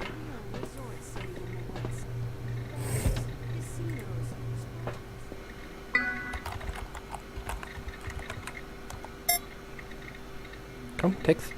Lies vor, dann nicht. Welcome to the Sherman Holographic Combat Emulation System. Please select a program. Da ist nur ein Programm. Das Auto starten können. Trottel. The picture slowly changes. Looking closely, you can see the lines being rewritten one by one. Wow. Sherman System. Alpha Squad enters the battle. Proceed to the training zone. Nice. Nice, nice, nice. So, da unten stehen wir. Wir haben unsere Waffe raus. So, lass mal gucken. Da ist ein Feind, da ist ein Feind, da ist einer. Das jetzt schon zu beschießen würde uns nichts bringen. Du bist nämlich noch zu weit weg. Du bist außer Reichweite. Dich könnten wir direkt anballern oder wir könnten das Ding jetzt anballern. Dann drücken wir hier einfach mal den Schuss und da drauf. Boings. Einer down. Warte mal, du müsstest mir jetzt eigentlich nochmal einen Hilfstooltip anzeigen. Ich habe vorhin gesagt, bei dem einen Tooltip, den ich schon gelesen habe, den brauchst du mir nicht mehr zeigen. Aber seitdem zeigst du mir gar keinen Tooltip mehr. Also so ein Tutorial-Tipp. Irgendwas dazwischen wäre schön gewesen.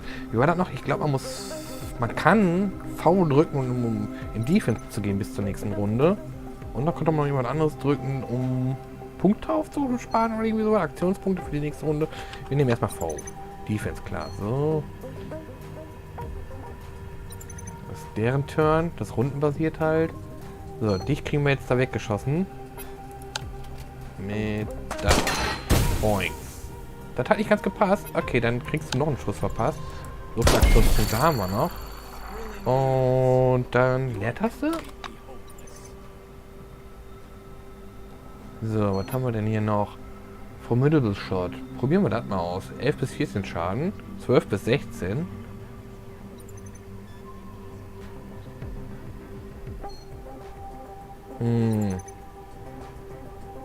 Du machst mehr Zeugs. Living Creatures loses to 2 AP in the next round.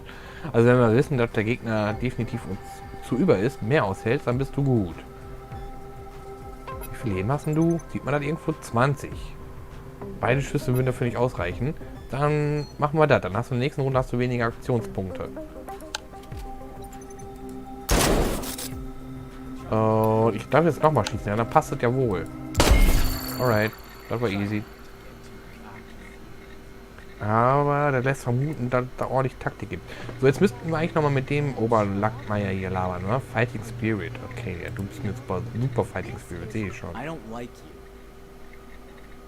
He backs away for a few steps at the sight of the weapons in your hands. Oh, die hätten wir wegpacken müssen, oder? Hast du nicht automatisch aufgeschultert?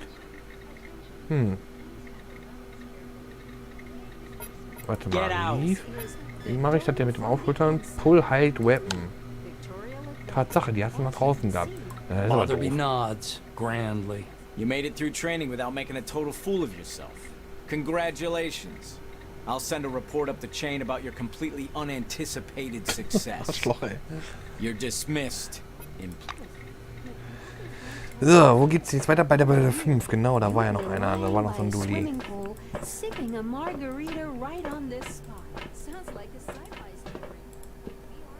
You see a tall scientist in a white lab coat, bathed in the dim lamplight. He almost appears to be hovering above the laboratory floor.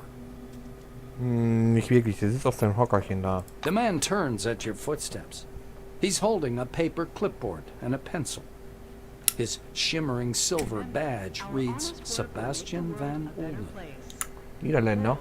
He glances from you to the glittering watch on his wrist. I want us to respect one another's time. Please speak loudly, clearly, and to the point. You must be the newcomer I was told about. Nice to meet you. Finished with his unusual greeting, he offers you his thin hand. Greet him and say you are here for your briefing. Wahrscheinlich. Skip the greeting and ask him to train you as quickly as possible. Klingt auch interessant. Ja, lass uns das. The amiability in Van Olden's eyes winks out like a light. He looks at you coldly, but calmly. My instructions will take as long as I deem necessary. I lecture, you listen. Am I clear? Ja, okay, dann müssen wir halt da durch.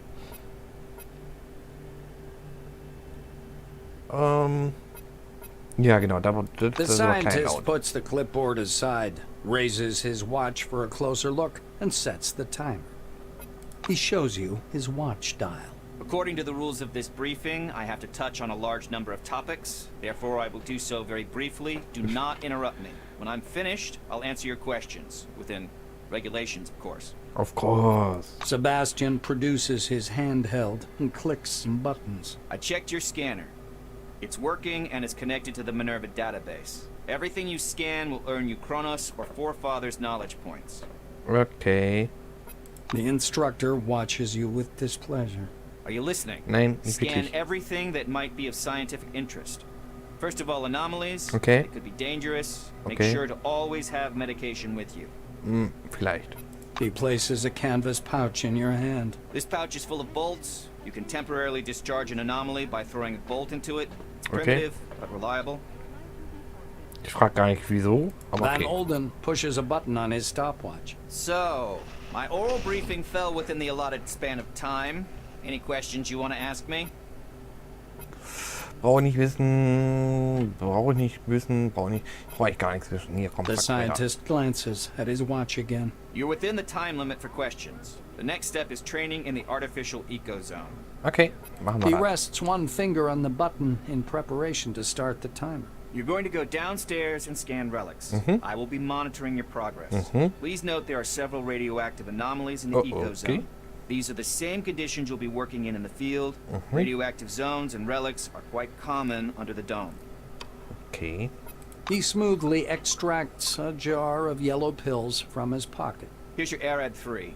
And one more thing. Just a moment.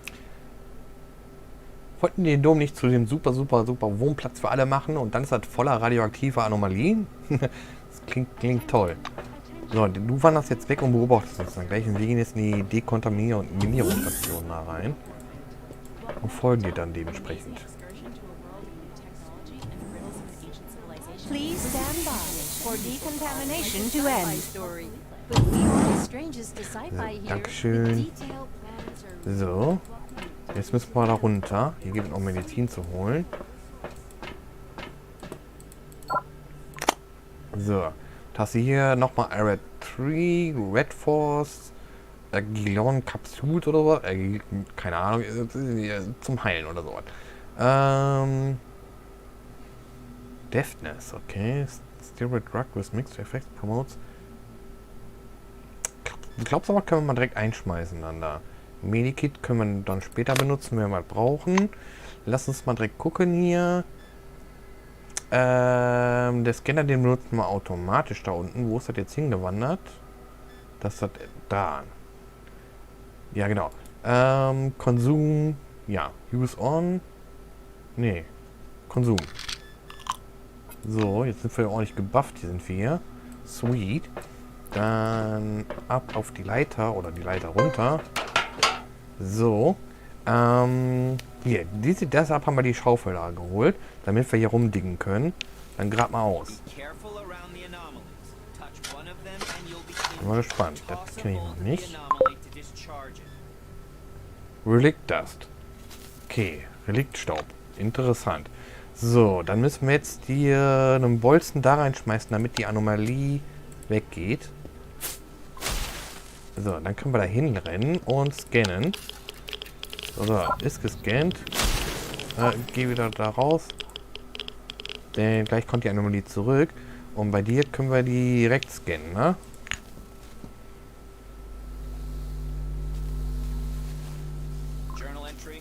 Nett.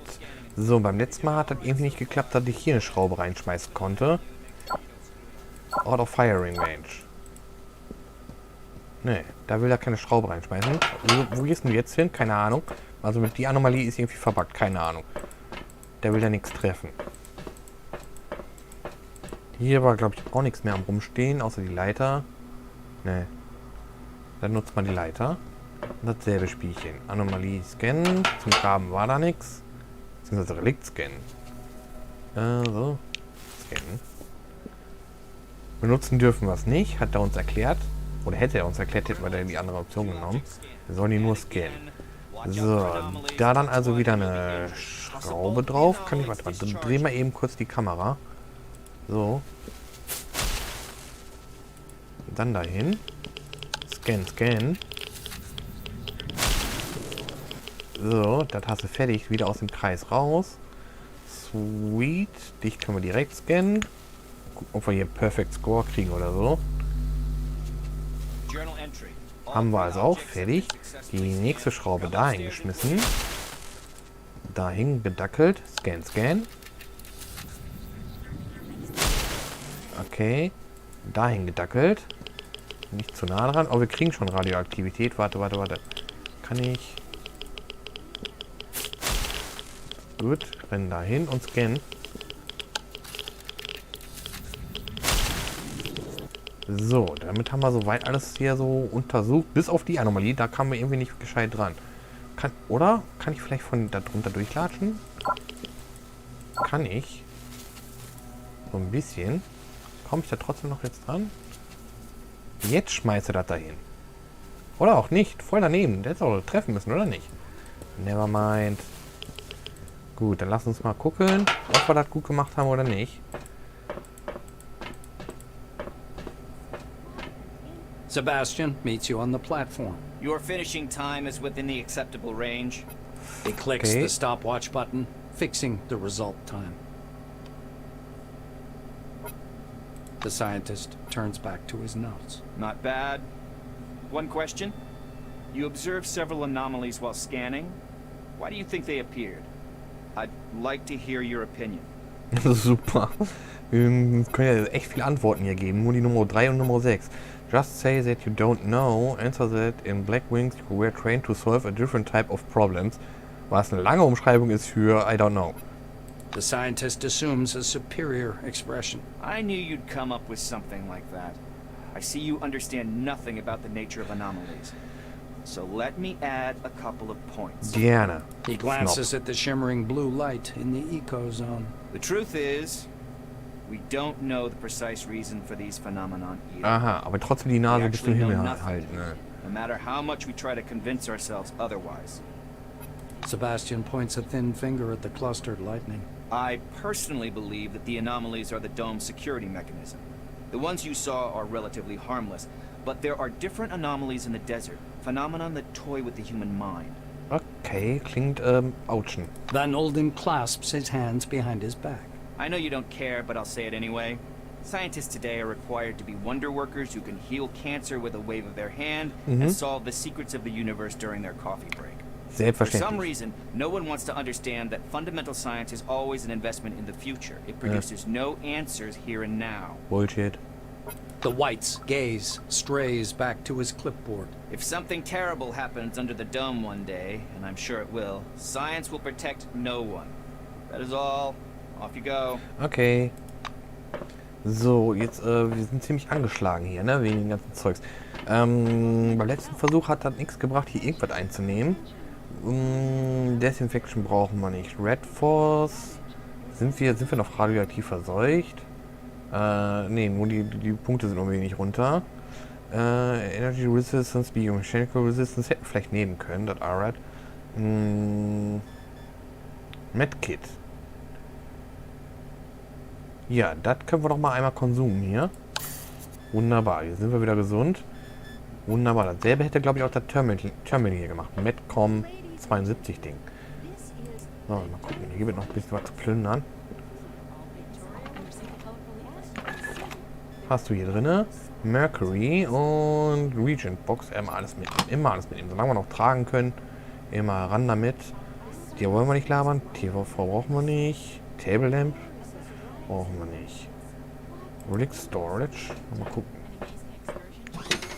Das ist leer. Haben wir hier drinne? Steril Bandages. Medic-Zeugs ist immer gut. Was hast du hier sonst noch für uns? Empty Container. Ist auch empty. Nevermind. Der Trashbin ist ja da draußen, wa? Das müssten wir ganz außen rumlaufen. Terminal, TV-Set, Flowerpot durchsuchen. Okay. Oh, siehst du, hat sich gelohnt. Asche in die Tasche. Nice. Mit dir laber ich gar nicht so. Und dann sind wir hier auch durch. Jetzt müssten wir wieder zu der Fahrzeugkarte. Ja, ja. Mach mal fertig hier. Radiation. Wir waren wohl noch radioaktiv. Da blinkt ein Plus-Dings. Mal gucken. Da. Oh, wir haben ein Pünktchen. Was nehmen wir denn? Heavy Weapons, Light Weapons. Wir hätten auf Heavy Weapons bleiben sollen, ne? Da sind wir gut drin, ne? Gibt es dann auch noch den Scheiß? Oh, beim letzten Dude waren hier schon ein paar Sachen frei. Ist ja auch nichts. Wo bist du denn am besten drin? Du bist in Hightech Weapons, bist du ganz gut. Heavy Weapons super gut. Light Weapons und Melee Weapons. Da wir Light Weapons benutzen, lass uns da mal Punkte reingeben. 60. Wie unlocken wir das Ding hier? 60. Wir sind doch überhaupt schon bei 60. Was für 60 willst du denn da? I don't know. Ah, jetzt bist du freigeschaltet. Dance, Handgun Ability. Minimum of 6 rounds in magazine is required for use. Okay. Execute. Precise Shot. Und Beanbag Shot. Interessant. Ja, dann pumpen wir da mal ordentlich rein, solange wir Punkte haben. Und gucken wir mal, ob wir damit klarkommen. Warte, wo sind denn jetzt die Fähigkeiten? Muss ich die in die Leiste ziehen? Nee, warte, das hat sich hier geändert. Stimmt, du bist gewandert. Und die Sachen hier, wo sind die hin? I don't know. Perks kriegen wir im Laufe der Zeit wahrscheinlich dazu. Wie, keine Ahnung. Werden wir feststellen. Und hier sind unsere Stats nochmal.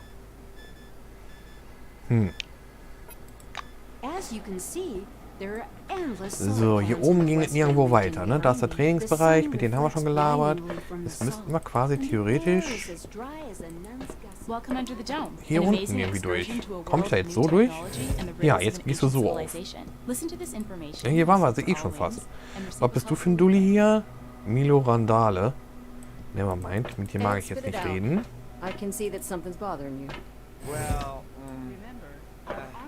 Irgendwie ist die Kamera doof.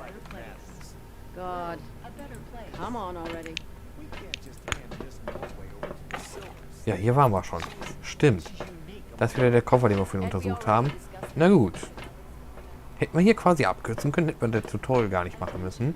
Oder hätten wir auch die ganze Ausrüstung nicht mehr. Naja, guck.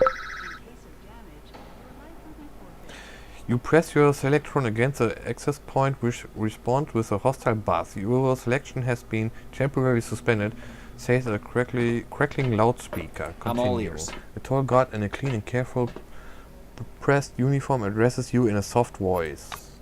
The badge on his broad chest reads Adolf Schmidt's head of security. Schmidt is studying your back, disapproving it seems.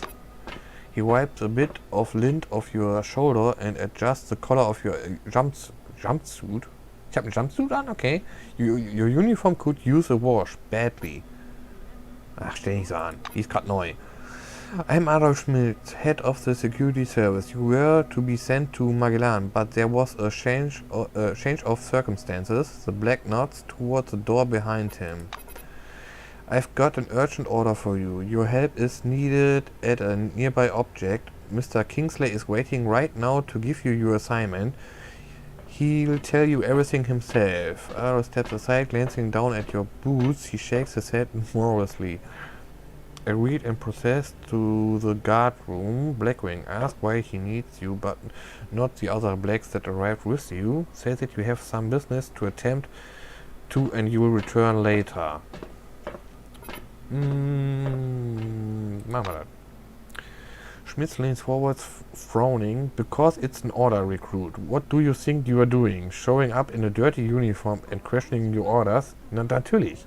Kingsley requests you, that's all you need to know. Na, das sehe ich ein bisschen anders. Agree and proceed to the guard room. Say that you have some business to attend and you will return later. Ja, als wenn er das gelten lassen würde. Nachdem er es krass zusammengeschissen hat, dass das Befehle sind, die wir befolgen müssen. Na komm. Schmidt steps aside, inviting you to enter. Come in, please. The video phone is on the wall over there. There, where? Da jetzt durch? Oder hier rein? Hier rein. Geh mal auf Seite da. Mann, man muss jetzt da rumpatrouillieren, wo ich da durch will. Könnte die Kamera wieder mit mir mitlaufen? Das wäre schon schön. Ist das die richtige Kamera, wo ich rein soll? Videophone Terminal. Alright, dann das ist dann doch richtig, ja. The giant display glows welcomingly when you approach. A red light comes on under the screen's steel hood. The camera is switched on. A gray old man with high cheekbones appears and squints out at you from the screen. Do you copy? Wenn ich ein Kopiergerät irgendwo stehen habe, ja. He leans close to the camera, his glasses glittering. My name is Martin Kingsley. I'm Chief Officer of Magellan Base. We were supposed to meet in person, but unforeseen circumstances prevented that. One moment. I'll grab your file. Solltest du das nicht längst schon haben, wenn wir uns sowieso bei dir melden müssen? He reaches for something out of view and produces a thin folder with your name on the cover. Apparently, your file. Kingsley opens the folder to thumb through the pages. He marks one of the pages with a pencil. Why did you choose Blackwing? There are other divisions in the corporation you could have worked in. Kingsley's waiting for your answer. Gar nichts ausgewählt, der Charakter war fertig. Sidestep the questions. Blackwing say that you always imagine yourself as kind of a mercenary. King for living is your thing. Ja, nee, klar. Say that developing your combat skills is important to you. Schon eher. Give him a wolfish smile. Chaos and destruction. That's what you crave above all. Wow, die Antworten sind alle scheiße. Naja, gehen wir damit mal. Martin nods and writes something down. Cronus has much to offer. Varied assignments, our own training zone, and the opportunity to move up through the ranks. Kingsley closes the file and folds his hands in front of him. Thank you for your reply. I learned a little more about you. Now I want you to learn a little bit more about us. Keep in mind, this is not a rehearsed speech. Okay, wenn du das sagst. He assumes a serious expression. When the dome was discovered in 1971, it became a scientific and media sensation, a worldwide phenomenon, and likely the most significant discovery in the history of mankind. Plötzlich kannst du das denn sagen, ihr wisst doch noch gar nichts darüber. Das könnte einfach auch nur ein Müllhaufen gewesen sein von irgendjemandem oder so. Ich meine, die ganzen Anomalien sind radioaktiv und hast du nicht gesehen. Kingsley drums his fingers on the unseen desk, his gaze focused somewhere beyond. I see. You were enticed here by radio advertising, telefilms, and all those interviews, billboards at every turn. Cronus wants the world to see the dome as a stage where something merry and fascinating is going on. But now that you're actually here, I want you to see the real picture. Also hinter die Propaganda schauen. Nice. You can't make out his eyes behind the glare on his spectacles, but he seems to be staring directly at you. Here's the truth. Nobody was waiting for us inside the dome. It's neither a treasury of technologies nor a cemetery of the ancients. Perhaps what we're doing now is defusing the world's most complicated bomb. Will our mission thrive? I believe so. If we work together and everybody does their part. He looks back at your file. I say, do what must be done. Because that's what the concept of the 5 wings is all about. Siehst du, deshalb folge ich den Befehl nicht so blind. Ich mache einfach das, was sich sinnvoll erscheint und gut ist. Kingsley points at the camera. You're from Blackwing. Your Right. duties are simple and straightforward. But you have to understand, everything you do is to maintain order and peace. Once people panic, they kill each other much quicker than the dome ever would. Ja, das kann ich mal so weit wegholen. Putting the folder aside, he sits back and stares at you in silence. It gets so quiet that the ticking of a clock can be heard through the speakers. Das war eine Uhr? Okay. Die läuft ein bisschen schnell. Kingsley sighs quietly. You were probably waiting for some boilerplate welcome speech. But I prefer to talk about real-world problems. Glad to meet you. Say that, so are you, make no replies, murky, meaningfully, make no Martin reply. nods slowly. I apologize once again for this long-distance meeting. Now, as we don't have much time, I'd like to get to the point. Okay, I'm gerne. sure you're curious why you were taking off the bus to Magellan and brought here instead. Warte, ich wollte gar nicht direkt hier hin. Ich denke, ich habe mich hierfür gemeldet. Okay. He moves closer to the camera. I'm going to show you a short video. Please pay attention. Ich bin nicht mehr so wirklich aufnahmefähig. Weißt du, wie ich hier schon gelesen habe? Mein Kopf ist voll am Rauchen hier. Kingsley's face freezes on screen. I have an urgent mission for an employee of your background and qualifications. I'd have assigned someone from Magellan, but I'm short on personnel. That's why it has to be a newcomer. I apologize again for the rush, but it seems I have no choice. Wie könnt ihr denn Personalmangel haben, wenn da eine ellenlange Warteliste ist und die Leute nur da reinströmen in den ganzen Wings? Okay, macht nicht so wirklich Sinn. Martin noisily clears his throat. Maybe you've heard about Nashville Base. Natürlich. While preparing the materials for this mission, I came across a short documentary film about the complex. I think you should watch it. I think not. The speakers produce a hollow click. Purple, gray, and black spots flicker on the screen.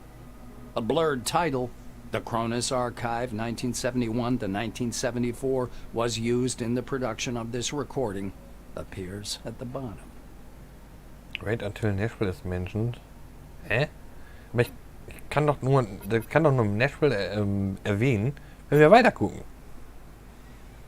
Ah, never mind. The shadow of an airplane flies across a faded yellow desert. A cheery voice fills the room. Every day, our researchers uncover more and more of the dome's secrets. There is no doubt the underground structures, so-called objects, are organized according to some pattern. Though early on, the importance of the relics to scientific research was considered insignificant. Okay, strange. The desert dims into the black of a chalkboard. White lines drawn by an invisible hand begin to sketch a schematic of the dome. Okay, soll der Dom sein. Hat er mehrere Räume oder ist das ein Weg? Schwer zu interpretieren. Das sind große Hallen, Höhlen, whatever. Schauen wir nochmal. The narrator continues. By 1972, however, many important discoveries had come to light in a period of only a few months, and the construction of stationary research bases adjacent to the more promising objects began. Personnel moved into Ankara in May of 1972, and within half a year, Boston and Dessau were also brought into service, though the biggest discovery was yet to come. Wie groß ist denn die Scheiße hier? Ist das hier so quasi so ein Hohlerdending? So super vernetzt und hast du nicht gesehen?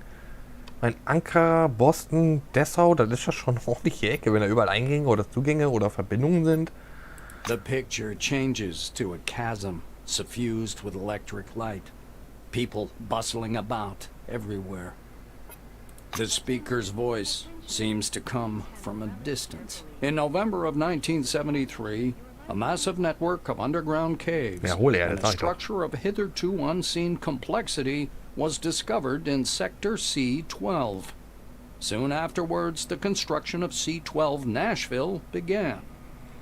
The camera glides through dim caverns as the silhouettes of bizarre mechanisms emerge. Metal structures loom up from the dark, surrounded by earth-moving machines and exhausted miners wearing orange jumpsuits. Die Story ist komisch. Wenn das wirklich so ein großes Untergrundding ist, mit so vielen Kammern hast du nicht gesehen, die sich so weit erstrecken. Das ist erst 1900, was hat er gesagt, 71 entdeckt worden? Bullshit. Der wird doch irgendjemand schon mal bei einem Minenschacht anlegen oder sonst was, da schon durch Zufall drauf gestoßen. Wenn sich das durch die halbe Erde hier erstreckt. Naja. The speaker continues. C-12 Nashville is an innovative research complex located atop the primary relic mining location. The complexity of this object is unique. Communications... The film abruptly cuts out, and Kingsley's face reappears. The rest of this information is classified. What? Hopefully you get the main idea. Nashville is a very special place, requiring people with both special qualifications and special clearance level, though yours will do for your task. Hey du Flitzpiepe, zeig den Rest vom Video. Was soll denn der Scheiß?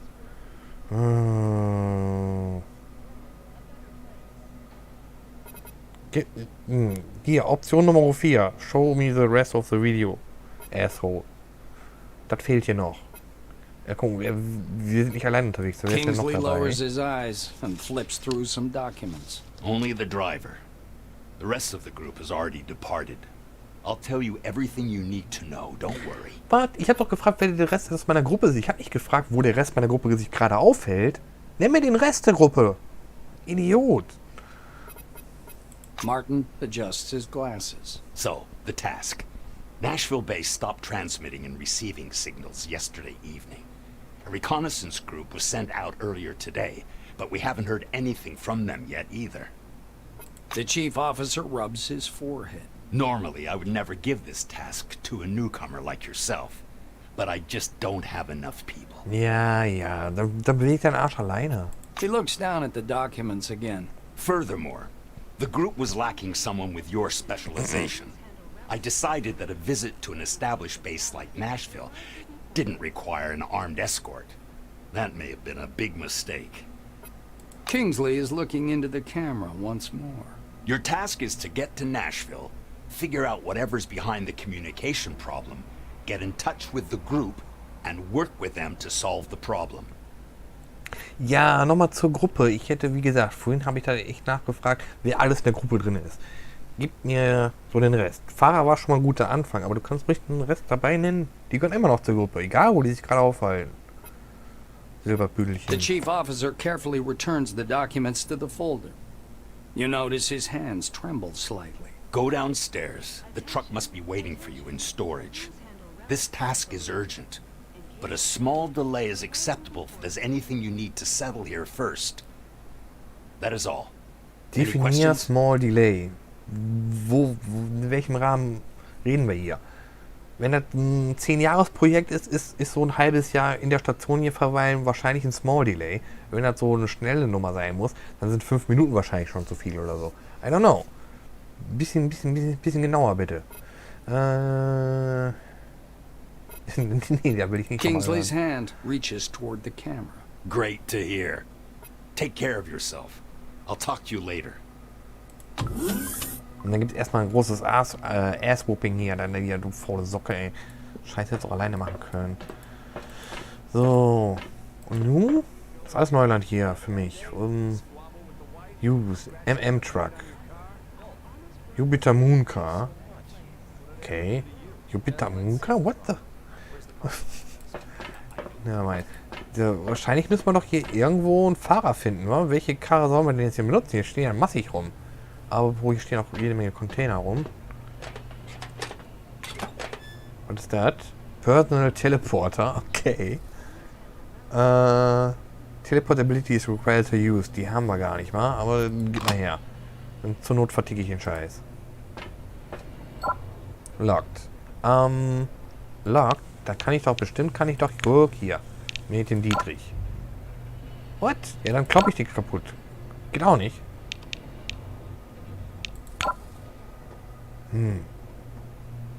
Dann nicht. Das war noch eine Kiste hier. Way blockiert. Kann ich dich benutzen? Wir dürfen noch nicht mehr fahren. Honks on. Ja, honks on. Content. So, kommt jetzt mal langsam jemand hier vorbei, der die Karre auf Seite fährt? Ich muss ja noch plündern. Offensichtlich nicht. So, was sagt denn unser Quest-Log? Quest completed. Toll. Toll. Aktuellster Fortschritt, Quest completed. Your Story.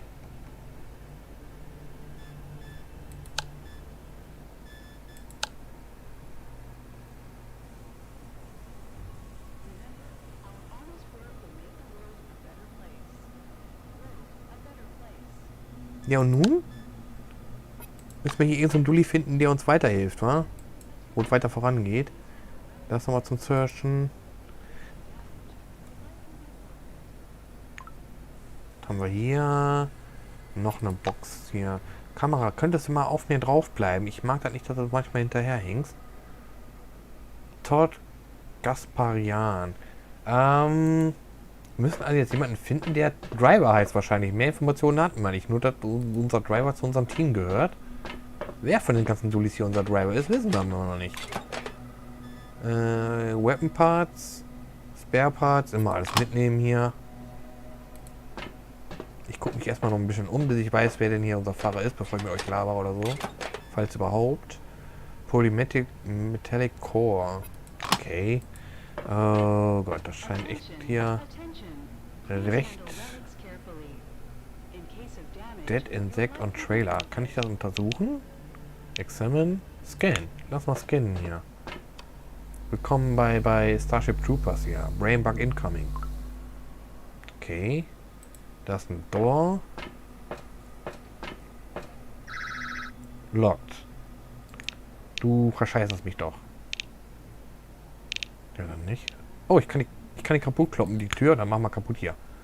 Da gibt bestimmt Ärger. Nice. Lass mal Kamera drehen hier. Da, Edward, Tina, Goldsmith. Gibt es den da noch? Was ist das hier?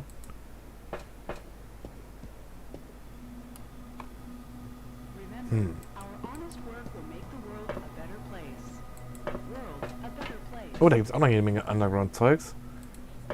Okay. Schwingt die Kamera rum? Nee, ich will weiter da rein. Nee, ich will nicht da hoch, ich will da drunter laufen. Und kann ich die Kamera noch anders drehen? Nee, wa? Hier war vorhin jemand am Rumlabern. Karl Sondberg. Ja, genau, euch habe ich vorhin labern. Hier war doch noch so eine Tuse, die zusammengeschissen wurde, weil sie die Relikte nicht richtig zusammengeschraubt hat. Oder registriert hat. Garage Store. Da geht's also raus. Alright. Ja, wem müssen wir denn jetzt hier labern? Erstmal das Türchen öffnen.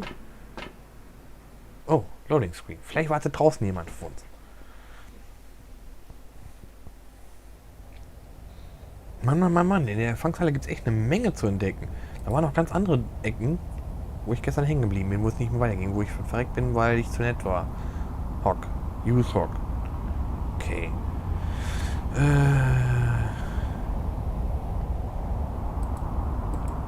Wie weit können wir denn hier laufen? Was gibt es hier alles? Da könnte ich auch wieder in die nächste Garage rein. Kann ich denn da durchlaufen? Oder ist hier eine Wand oder so? Hier kann ich tatsächlich hinlaufen. Alright. Oh Gott. Oh Gott. Eingang Nummer 6. Die Karre scheint wohl kaputt sein. Nummer 4, 5. 0 Hinweise in unserer Quest, wo wir denn hin sollen. Außer irgendwie zu unserem Driver. Honk the Horn. Lief. Alright.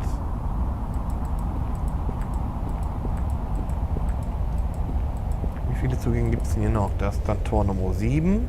Der ist eine kaputte Karre. Hier draußen darf ich die Sachen wohl nicht untersuchen. Okay. Da scheint es zu Ende zu sein.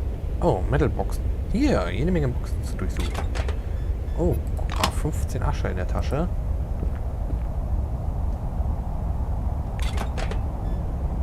Empty Airgun Power LED. Okay. Hier findest du Müll. Abartig. Nothing found. Nothing found. Oh, ihr seid ein Komplex, ja. Ist doch auch hervorgehoben. Macht die Augen auf. Inactive Black Relict. Was gibst du denn? Learnability geht hoch. Encumbrance geht dafür runter. Okay. Take over. Tja, muss ich jetzt bis nach Nashville laufen oder was?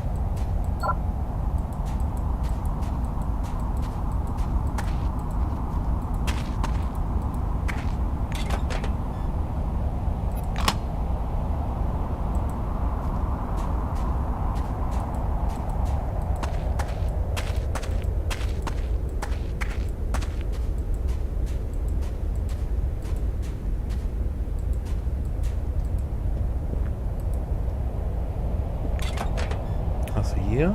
Electronic Equipment und die Dinger hatten wir schon mal. Alright. Hier ist auch keiner. Hier müsste doch dann irgendwo ein Driver auf uns warten. Way blockiert. Was laberst du denn? Ist nicht blockiert.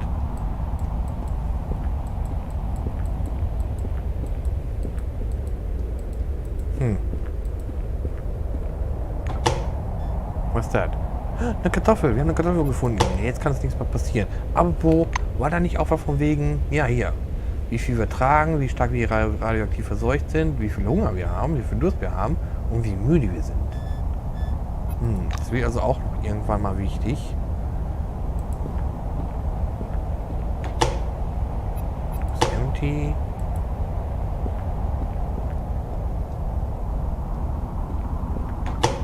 Voll der lange Weg da rum. Hätte nicht so rumlaufen können. Nein. Ja, mach außen rumrennen. Sweet. Gibt es hier noch was? Nee, da ist Stein im Weg. Kann ich hier in die Garage rein? Lockt. Hier draußen finde ich keinen. Da muss halt bestimmt einer von den Jockels da gewesen sein zum Anlabern. Da. Ist auch lockt.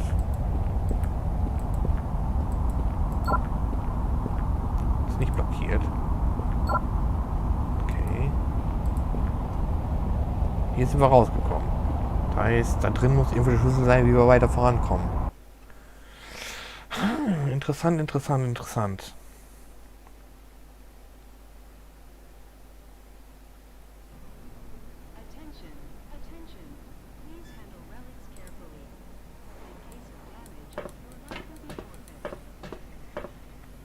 Zip, zip. Wer bist du? Wladimir Krachkov. Give suicidal orders. Okay. Das klingt super. Concode Codex. Return to your floor immediately. Okay. Yeah, you get out now. Halt's Maul, sonst gibt's aufs Maul. Oder so. Was kann ich denn hier machen? Ich könnte jetzt auf die... Nee. Nur weil er uns den nicht pumpig kommt, müssen wir den nicht direkt über den Jordan schicken. Müssen wir den nicht direkt abballern. Da ist noch eine Kiste. Container. Search. Keys. Das ist empty. Alright, wen haben wir hier? Edward Baden oder Borden. Tina Goodsmith. Lass mal mit Edward reden. To your floor too. You are contaminating. Ach, never mind. Das ist ein bestimmtes Wort Englisches. Okay. Nur Snobs hier. I don't like you. I don't like you either, idiot. Oder vielleicht müssen wir mit dir labern? Milo Randale? Nee. Oh.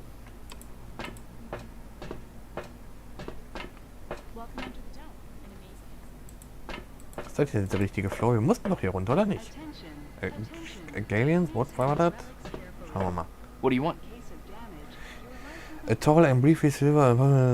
Remember your face. The lettering on his badge says Ulf Knutzen. The hangar and first floor of Concord are restricted areas requiring special permission. Please leave the area. Have a good one. Aber der hat uns doch hier runtergeschickt. Oder bin ich total doof?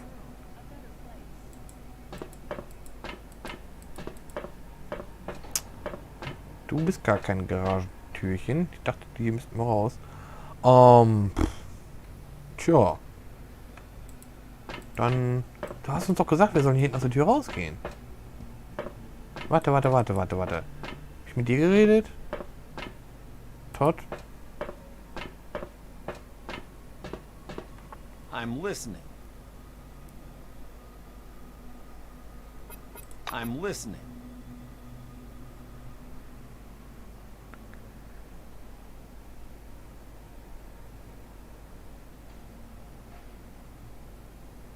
Okay. Ja. Vielleicht können wir uns zusammen hier rausschleichen.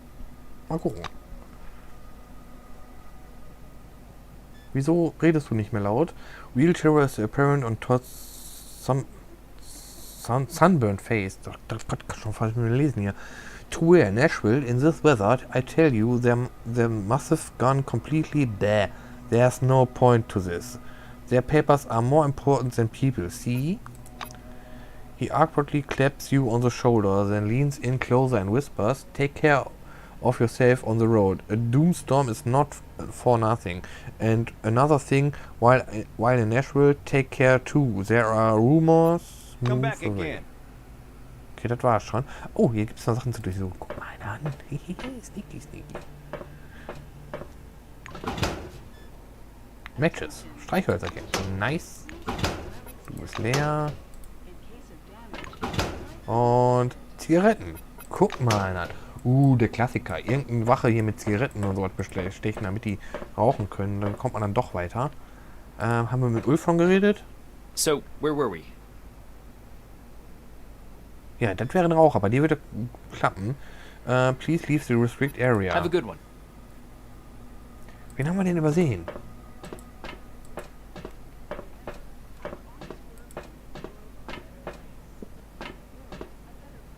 Oder vielleicht müssen wir mit dir fahren? Warte mal, das ist doch noch ein Garagentor. Das könnte doch eventuell...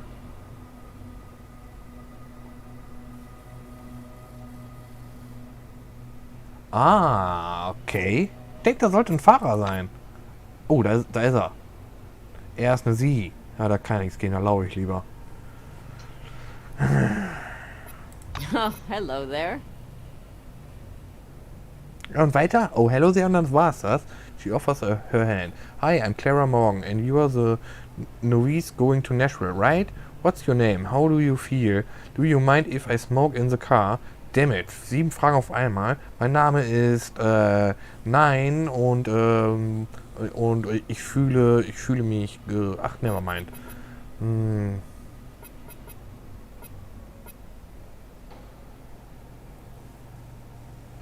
Ja, lass das mal kurz drücken. Und gucken, ob wir nicht vorher die Tür noch aufmachen müssen. Dürfen wir da so rauslaufen? Locked. Shit. Damn it, müssen wir doch mit der Todeskandidatin hier fahren. Hello again. About Nashville fragen oder... Tja. Na, das werden uns überraschen, was damit auf sich hat. You climb into the cabin and plunk yourself down on the passenger seat. The truck seems bigger on the inside. Ja, dann nennen wir dich jetzt TARDIS. A wooden rosary is hanging from the driver's mirror. The radio murmurs quietly. Lean back in your chair. Heavy duty driving. Answer not available. Na toll. Clara slams the door. Are we going then? Should probably go now. The roads are bad. Very little asphalt. Dirty tracks mostly. God willing we'll get there before the storm hits. Mind if I turn the radio up a bit? Do you like music? Blues, gospel? I for instance like... Damn it, die haut ja wie ein Maschinengewehr Fragen raus. You can't make out exactly what Clara likes. The roar of the engine smoothes the rest of her sentence and the truck lurches into motion. Have a good... Damn, was eine harte Geburt hier. Wenigstens sind wir jetzt am Fahren.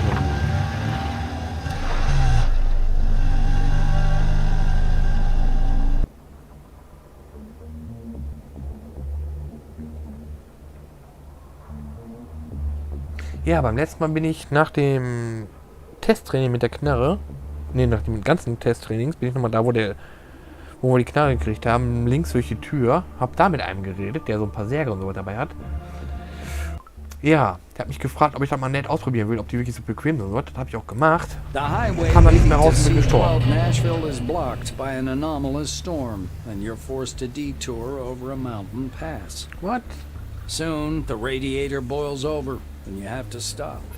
Clara lifts up the hood and thoroughly examines the steaming radiator. The engine's boiling, so we'll have to wait. You do know what happens when a car boils, right? The Blue shuts her mouth abruptly and stares anxiously at the dark funnel cloud dancing on the horizon. Now that you're on higher ground, it's clear that the storm has overtaken a fairly large section of road. It will be difficult to pass. Ah. Ja, das wahrscheinlich das erste, was man macht, oder nicht? Morgan turns on the radio. The air is filled with white noise and distant, barely audible voices. Clara shakes the device, then shakes her head. See? The radio isn't working either. Das stimmt nicht. Der Funkgerät funktioniert noch, es kommt nur nicht so weit. Wegen seismische Störung oder whatever. The Blue looks at the engine again. We wait. As soon as it cools down, we'll go.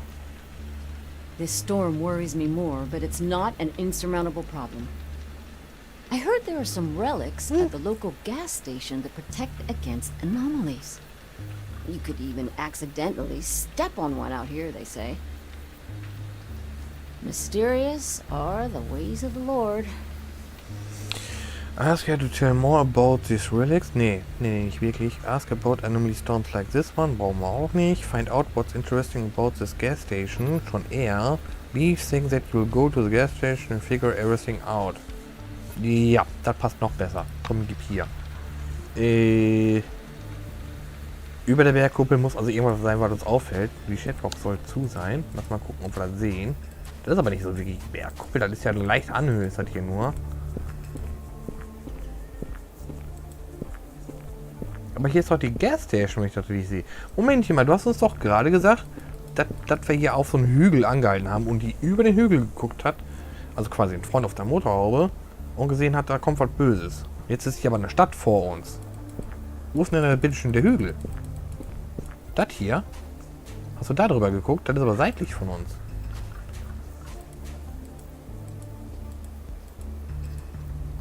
Und da dürfen wir gar nicht hin. Doch, dürfen wir wohl. Radioaktive Zone. Rust Eaten Radioactive Hazard Sign. Okay. Rust Eaten. So. Egal. Scheiß auf Radioaktivität. Oh. 4,79 Reds. Na, okay, nevermind. Strahlenvergiftung brauchen wir jetzt nun auch wieder nicht. Ich meine, da sind ein paar Hinweisschilderchen. Die wir mal hören können. Also die Map gibt nicht genau das wieder, was uns eigentlich da gesagt wurde in der Geschichte gerade.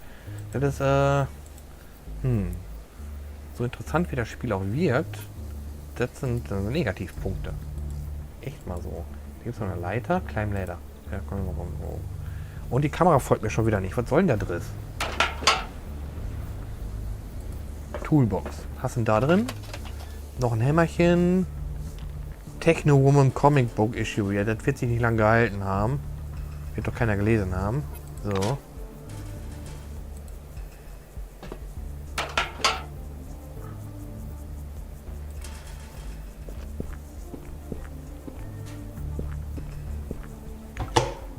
Hast du hier Kleber und Federn. Okay. Bald habe ich genug Zeug zusammen, um selber zu reparieren. Warte, was war das denn? Okay. Müssen wir hier vielleicht kämpfen? Wenn hier schon Kanisterchen zum Hochsprengen sind. Lass mal gucken, was gebe ich hier oben? Das sieht aus. Decommissioned Turret. Ist doch hier, das ist ein Imbiss? Oder so? Oh Gottchen, Gottchen, Gottchen, Gottchen. Da ist noch eine Leiter. Wieso sind hier so viele Leitern? Was ist das hier? The tanks are empty and produce a hollow echo when you tap on them. Okay. Mehr geht hier oben nicht.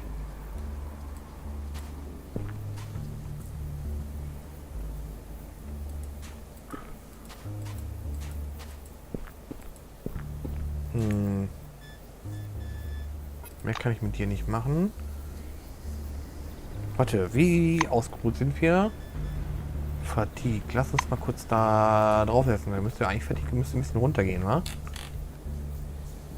Oder auch nicht. Wie haben wir denn da? Du hast einen sehr interessanten Namen.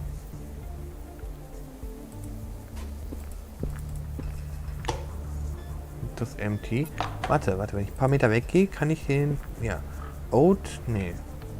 Roadside... Picknick. Oh, Roadside Picknick hat da wahrscheinlich dran gestanden, oder? Ja, das ist er. Und das ist P. Guck mal. Weil ich ein schlaues Kerlchen bin, wa? Large Container. Erstmal, da müssen wir hier die Leiter hoch. Oder da die Leiter hoch. Nehmen wir mal jetzt über da rumgegangen. Halt, stopp. Lass uns da erstmal dran searchen. Handful of Earth. Nimm mit. Wir haben schon einen halben Blumenkasten zusammen. Den haben wir noch. Aaron Melville. Ja, mal die Leiterchen hoch hier.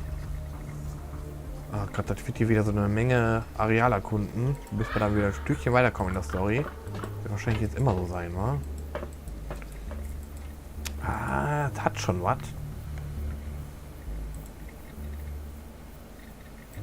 Search? Oh, da komme ich nicht dran, weil... Kann ich denn hier alles machen? Examinieren und use. Ja, dann machen wir use. Okay, du hast jetzt das Ding auf Leiter geräumt. Interessant. Was haben wir denn hier? Crowbar, Nails und Medikit. Das hat sich ja schon fast gelohnt, das mitzunehmen.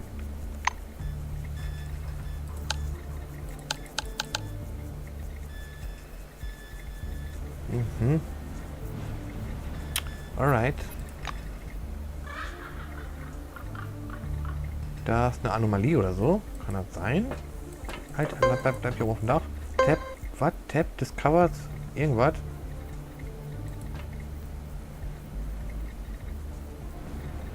Hä? Anomalien, denke ich mir mal. Da muss der Dom an sich sein, die Kuppel oder so. Gehe ich von aus.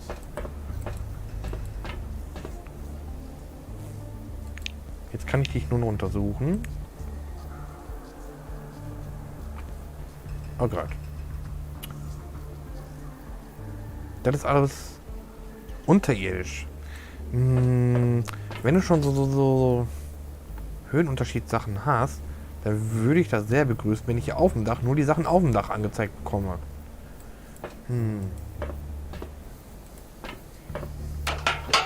Ach, das ist der Weg, den wir da vorhin gesehen haben. Du führst dann quasi so gerade an dem Radioaktiven dran vorbei. Tatsache, hier, guck mal, ich kann die Kamera so rumfahren lassen. Wieso kann ich das jetzt? Das konnte ich vorhin doch noch nicht. Okay, nach links ist scheiße, da komme ich auf meinen zweiten Monitor. Nicht nach da laufen. Halt, stopp, zurück. Nee, stopp. Da kriegst du gleich radioaktiven Böppes. Muss nicht sein. Halt, da kannst du aber nochmal dran. Search, Trash Container. Discover, was steht denn da? Trap discovered. Ah, eine Falle discovered. Okay. Der hatte so die Einblendung war zu kurz. Boing. Okay, ja, das ordentlich vermieden. Kann ich die irgendwie aus dem Weg räumen? Nein, Clearance. Könnte ich, wenn ich die Fähigkeiten dafür hätte. Ja, okay, dann lassen wir die Finger davon. Wieso ist hier alles vermint? Das ist nicht gut. Ja, geht noch. Gesundheitsverlust ist zu vernachlässigen. Komm, Kamera bleibt Charakter fixiert. Hier wohnen irgendwelche komischen Spinner.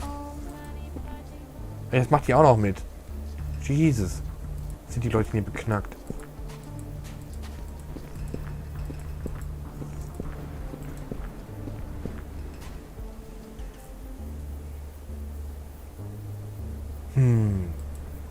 Wahrscheinlich kommen wir hier weiter. Das sieht nach richtigen Wehrschattenn dort aus. Schauen wir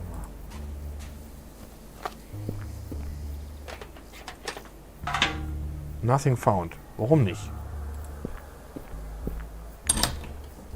Hier könnten wir Munition herstellen, wenn wir die richtigen Sachen hätten. Wir brauchen... Halt. Das konnte ich nachgucken. Da ist die Knarre.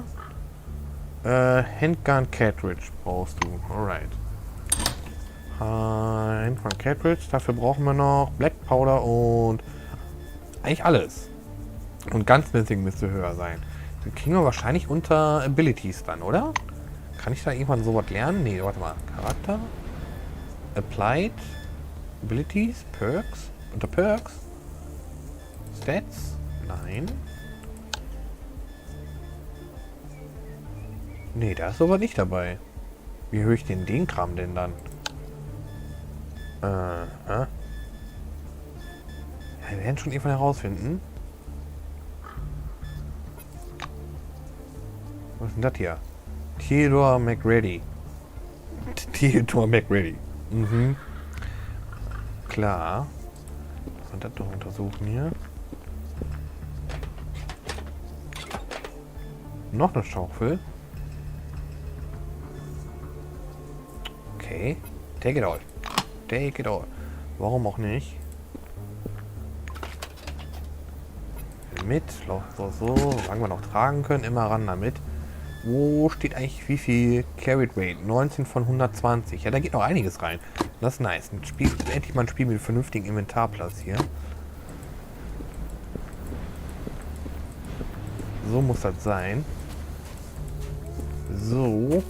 Aber ich denke, wir machen mal langsam mal Schluss, bevor wir hier Geheimnis auf den Grund gehen. Weiter, wie wir denn du bist mit unserem Karren weiterkommen. Gucken wir mal, dass wir hier so langsam mal Schluss machen mit der Übertragung. Ja, das können wir dann die Tage dann hier weitermachen. Was ist das hier eigentlich? Ein Koordinatensystem.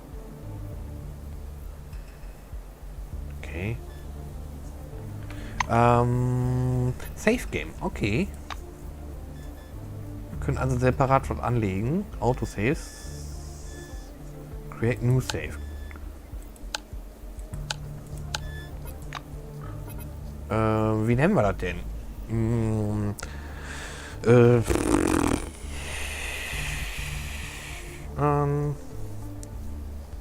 Spiel 1, Charakter 1, I don't know. Spiel 01. Alright. Gut. Damit ist das dann jetzt gespeichert oder auch nicht?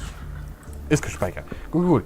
Dann beende ich das jetzt hier. Ich bedanke mich fürs Zuschauen und ja, mir persönlich macht das Spiel eigentlich Spaß. Viel lesen und viel Alternativmöglichkeiten, wie es momentan scheint. Lohnt sich, glaube ich, nochmal reinzugucken. Aber das soll es erstmal für heute gewesen sein. Vorerst. Ja, wie gesagt, ich bedanke mich fürs Zuschauen und dann sehen wir uns hoffentlich in der nächsten Übertragung oder im nächsten Spiel oder was auch immer.